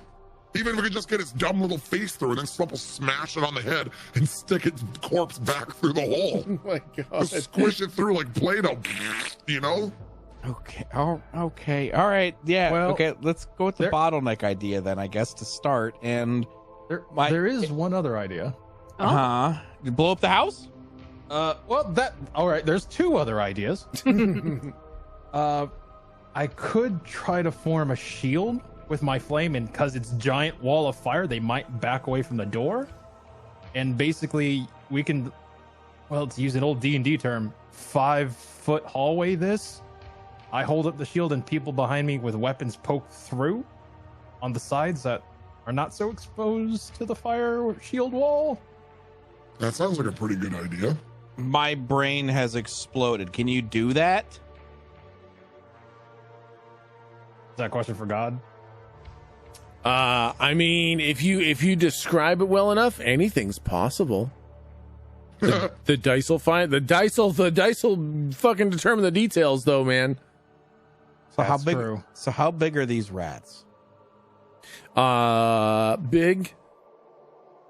Define big. They're when their little fucking rat arms came through the hole, you gauge they're probably like maybe 5 times the regular size of a rat. So they're just New York rats. Yeah, exactly. Okay. All right. Well, sure. Let's try option 1, then option 2, then option 3. All right. Option 1's the safest one. Slump, I hope you're not wrong about this. And I want to take my gun out and I want to shoot like a hole. Yeah. Here we go. All right, here we go. I just shoot a hole, and honestly, if flintlock hole isn't really all that big. No, flintlock hole is not very big at all. So I'll shoot a hole, I'll start reloading, and then from there I'll be like, get ready, whatever. See if that's big enough. If not, we'll make that hole bigger. Okay, yeah, you fire a shot, it opens up a hole, and more little rat hands start kind of reaching out, kind of thing. Ew. Ew. Little noses kind of peek through, and you kind of see it peel back their teeth, kind of thing. Ew. But none are coming through. Can I take my saber and start stabbing the hole? Yes, you can. Go ahead and roll plus strength. Shit. I'm going to prepare an action to bring that shield up should the door get Nice. Oh, Slump, I stabbed you! Slump, I think you forgot which planet was, and you thought this was the one where you eat them as they come out. Okay. So you leaned down by the hole and opened your mouth. Okay. And Galdric stabs you for 2 damage.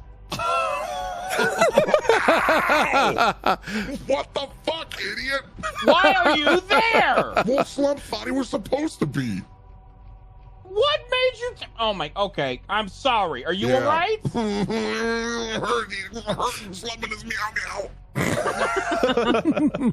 Oh my God. Okay, So which one are we doing? What are we doing? Bottleneck. Where is Mr. Locke gonna do the thing? No, I said thing? bottleneck. We're doing Bottle? your plan. Where's the bottles? Oh, well, then why did you stab Slump in the face? Slump was bottlenecking them into his mouth. You look like a bottle. Fine, you do it. No, we're gonna do it. Just you gotta make the hole a little bigger so their little gross little heads can stick through. I'll try to shoot another shot. Is there like a stick nearby that I can kind of like wedge in and do like the awkward like boring a hole thing where I'm trying to like splinter the wood around it? Oh yeah, absolutely. Yeah, no, you just grab like one of her like cooking spoons from the kitchen. It's got like one of those big ass fucking spoons. You just start smashing the door until you kind of chip away at the hole to make it a little bit bigger. Go ahead and roll plus dexterity. I hand the spoon to someone else. No, you said you're doing this. You're rolling dexterity. No, I hand the spoon to someone else. I see Slump sees him like jamming this fucking stick and like hearing the crack as like both pieces of wood are splintering. And each time he like jams it in the fucking wood cracks, Slump's eyes like blink. Yes, like, yeah. He's like sort of shuddering each time. I think he just looks at him as, aren't you supposed to be fucking magical? What are you doing? I know. What the fuck is this? Aren't you a literal angel? What the fuck are you doing? Shut up! It's a magic spoon. Okay. Oh god, I don't want to fucking roll this. Okay. Okay. So as you're kind of smashing, the little mouths start coming out and biting at your hands. But you're able to keep your hands away, and you do not get bitten by the nasty rats that are inside on the other side of the door. And eventually their heads kind of start to worm through enough, and your hands are at such a high risk of getting bitten that you fucking take your hands back, and you figure now's enough time because they are starting to squeeze their way through that hole. Here you go, Slump. yeah, and I think like as they start sticking their gross little rat selves through, Slump would stand there, and whichever makes more sense between smacking his hammer down like whack-a-mole or just stomping on them as they come out, he would do whichever one seems to be more effective. Okay, so the first one sticks its head out, and you smash its head, and it fucking dies. Okay. What do you do now that there's a beheaded fucking rat in there? And where is it? How far out is it? Like how far out of the hole is it? Like it's just its head, so barely a bit of its neck and shoulder kind of thing. I think Slump would turn the hammer around, handle first, and like squish it back into the hole. Okay, do they start eating their own? And maybe that works for one, but if they start eating the end of his hammer, he's gonna not do that. Okay, yeah, I was gonna say like I think as you do that, they try to bite your hand and they try to bite the hammer too. As you do that, so you're able to do it the first time, and you find that you're probably going to lose little bits of your hand and or hammer if you continue to do that. You know the Danny DeVito gif where it's just him wearing glasses and a blue shirt sitting on a couch shaking his head going Nope. So I think when that happens, Slump like hesitates for a minute and pulls the hammer back and looks at the end where there's bite marks, and he just like shakes his head like Nope. Not And, doing that. Nope. and another rat starts to kind of crawl through the hole. Once you kill it away, maybe. What? Start a pile in here. Once Slump kills it, what? Pull it through? Yeah, pull it out to this side. If it's dead. Oh, yeah, Slump's gonna try, but Slump's just warning you. You ever squeeze a tube of toothpaste? Oh, yeah. Might be a lot like that. This is a small hole. Slump just wants you to be aware of what you're going to be watching here in a minute. Okay, thank you, gross thing. I mean, if we could shove the bodies back somehow, like I imagine they would start eating their own because that's free food, you know. But what if that strengthens them? They eat more ink. Oh, that's a good point. Oh crap. Well, Slump thinks that. Hold on. I want Slump like stomp on the next one's head, and then grab it around the neck and see if he can pull it through. He's just gonna grab it and pull as hard as he can. Go ahead, roll strength. Roll plus strength. Okay, with a mixed success, you are able to pull it through. Okay. But some of the hole gets widened a little bit. Oh, no. Uh-oh. And now another one starts to kind of crawl through, and the nose of another starts to kind of try to push through a little bit. Hey, problem. Uh-oh. No, this is a great idea. I'm glad we did this one. Yeah, no. Issue. Yeah, no, fuck me. I was so stupid for trying to not understanding how this was easy. Only one fucking rat can fit through at a time. What's your idea? Not this. Not this. All right, Not this. you're in control. Slump just takes a step back from the door, and then like he looks at the rats, takes another step back. I like to think that as he like step backs, I like try to step. I take his hammer, and I'm like, "What the fuck are you doing? Get back over here! You're on hammer duty!" No, Slump doesn't like this. They're gross. They have little feet. Like, Gross look, little thumbs. the thumbs. Rat thumbs. We're trying to grab Slump's peepus. Oh my god! We're trying to grab Slump's Locke? peepus. Sir. Fire! Fire! Fire! Actual fire! Fire! Boom, boom, boom, boom, boom. Fucking Bishop's Bane unloads on the fucking island again. God, it No, obliterates no, the no. house. We're all dead. Oh boy. All right, flame. Are you asking me to go flamethrower mode? I'm asking you to take to you. I'm still booping like rats, just one at a time. Listen, they're gonna start flooding through here. The more they get through this little hole, the bigger it's gonna get. There we go. Neat. Shield. Okay, so you're making a like person-sized flame shield. Like a tower shield type of thing. Yeah, like a tower shield. And you're kind of you kind of bring it up to the door, and the door does start to kind of smoke a little bit from the heat. And the rats definitely back away and stop coming through the hole. Okay. I'm going to I think that bought us time, but they're just going to try again. He says this to the party. Yeah, well, I'm sure they are. Board up the hole. I'm kind of holding a shield here to make sure it stays that way. I got it. I'll grab like some stuff from the kitchen, either a table or whatever. Yeah. And get it up in front of there. Okay, yeah. You tip over a table and you kind of block the hole. Right. And the door is kind of resealed now. Okay, so that didn't work. So that was bad. Slump apologizes. That didn't work at fucking all. Kind of worked. And nibbled on Slump's hammer, and Slump's really upset. He's gonna have to take it back to the people with the nails. Oh, hey! We can get you some more nails. You though. promise? Yeah, I'll get you 2 nails. Okay. All right. So Okay. what's next? Burn the house down. I think is where we're at. Well, Slump thinks we might not get a token for the butthole if we do Well, that. we can just kind of tell her that the rats evolved into a human form and they blew up the house. Hey, wait. What if we tried just singing to them? I've heard of that. Boy, Slump right? has heard of some dumb ideas today. Let me tell like you. what if we just kind of sing at them and then lead them away? I mean, it got us out of hell. Oh my fucking god! I kind of. I want to like lean up against the boarded up basement like Happy Gilmore. I wanna kiss you all over and over and again. Slump's whole face is starting to cringe like more and more. Just scrunching up as he's enduring this. I wanna kiss you all over. Bow, bow, bow.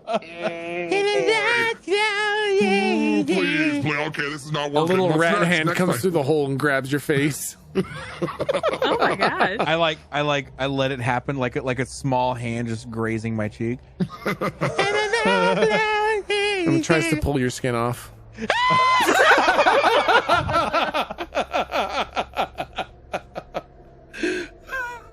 Well, okay, singing's not going to work. Any other bright ideas?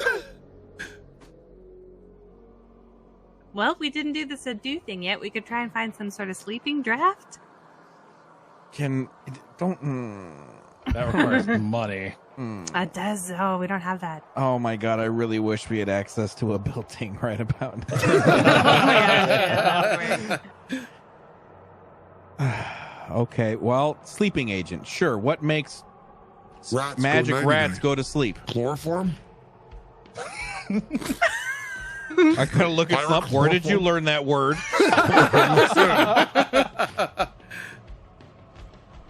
Slump tried to get a coloring book for Christmas one year and he did not get one. He ordered the wrong thing, okay? Oh my god.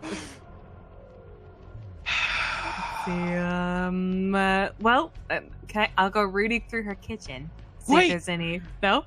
I'll be right back. Oh, okay. And I want to sprint out of the house up to the blacksmith's shop. Yep. I want to kick in the door. Hey!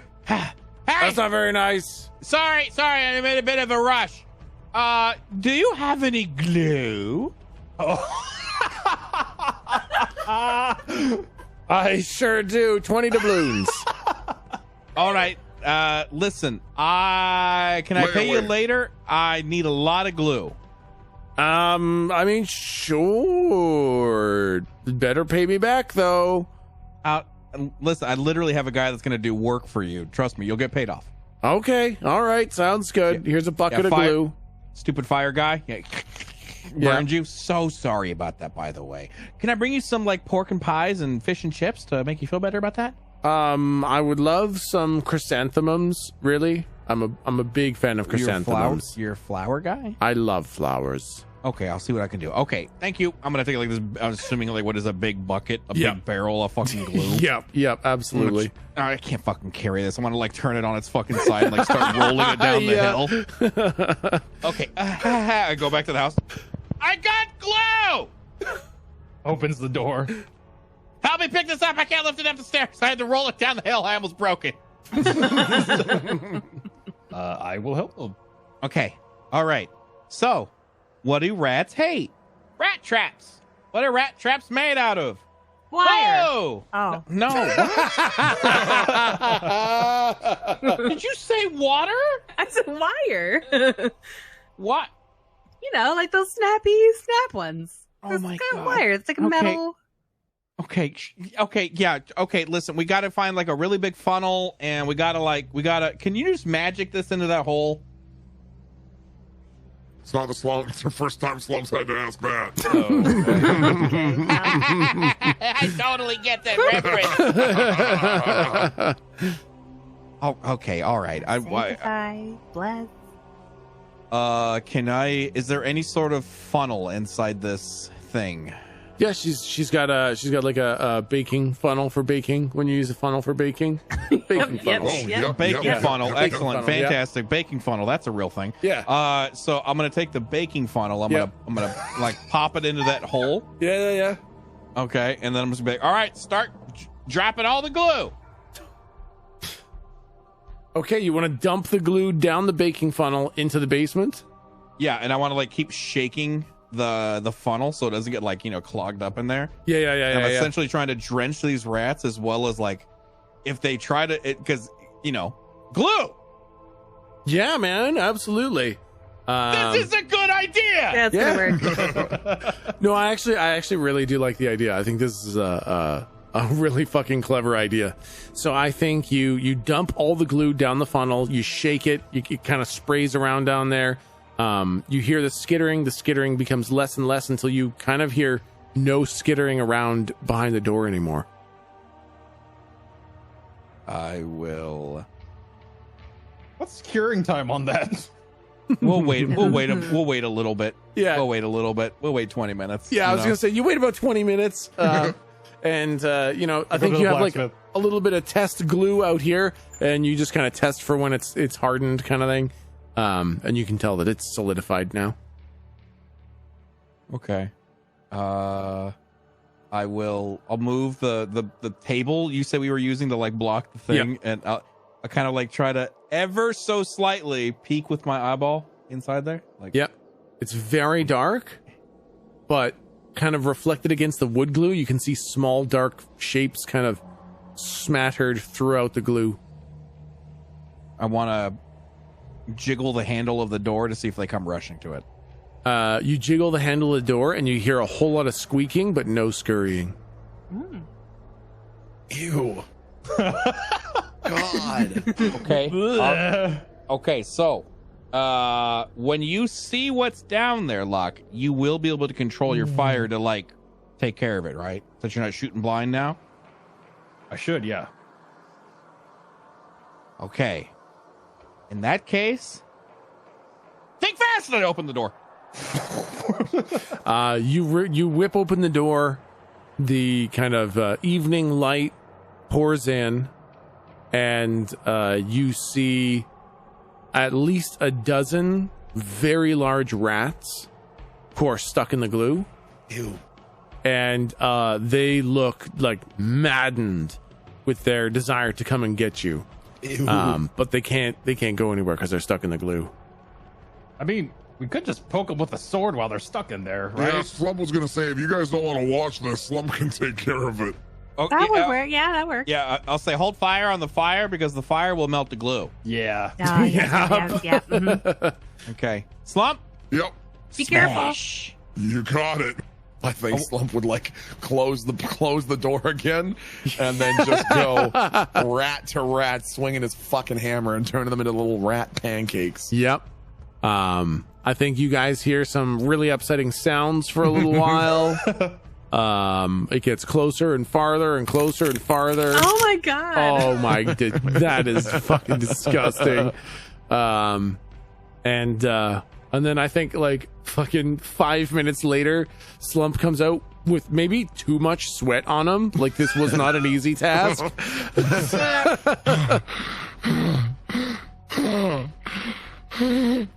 Some of them took a few swings. Oh, God. Is that what I heard? They really clung to life, yep.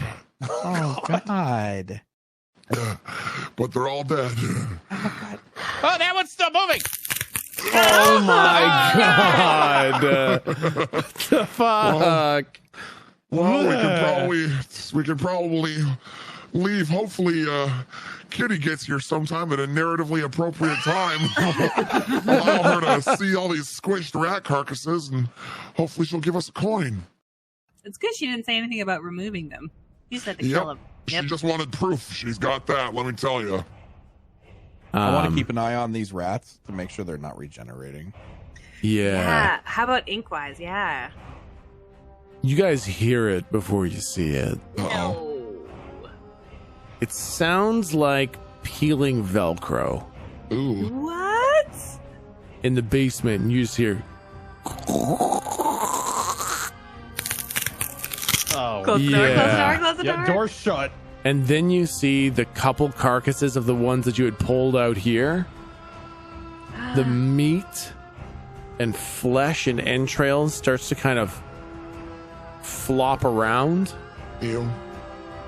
And as you shut the door, the disgusting scraps of meat and ruined rat kind of squeeze their way through the hole that you'd made with the gun, leaving kind of a bloody mess at the entry. And then you put the table up to re-block the basement door. I'm gonna prep the shield. And you hear a series of sucking sounds and snapping sounds. Ew. And then you hear very heavy footfalls. Ooh. What? Not the Rat King. Not the Rat King. And then the door starts shaking and banging. Ooh, ew, ew, ew, ew, ew. And we'll call it there. Oh my god. Oh no. Well, fuck. I'm getting some real, God, what's the name of that Amazon show? Fairy Tale? Yeah. I never watched it. Was it any good? It's pretty good. Okay. I might give it a shot then. It wasn't like a, oh my God, this is the greatest show, but it was a show that made you want to watch another episode. Yeah. Okay, hey, that's better than a lot of shows these days, so I'll definitely give it a shot. Okay, awesome. Well, I think next week it's literally Christmas Literally Day. Christmas. Yeah. So I don't think we will be having a session next week, but we will have a session the next week after that. Well, I don't know how to tell you this, but you ruined my Christmas with that news. Oh, Aw. I mean, I'd be willing to do a session on Christmas. Well, fuck you. I'll be out of town. I think the Friday after that's New Year's Day. That's true. Oh, yeah, Jesus, that's true. Is it really? I mean, I don't really have anything planned for New Year's Day, so we can revisit. We'll figure it out. If people are busy on Christmas Day and New Year's Day, that's okay. That's an acceptable thing.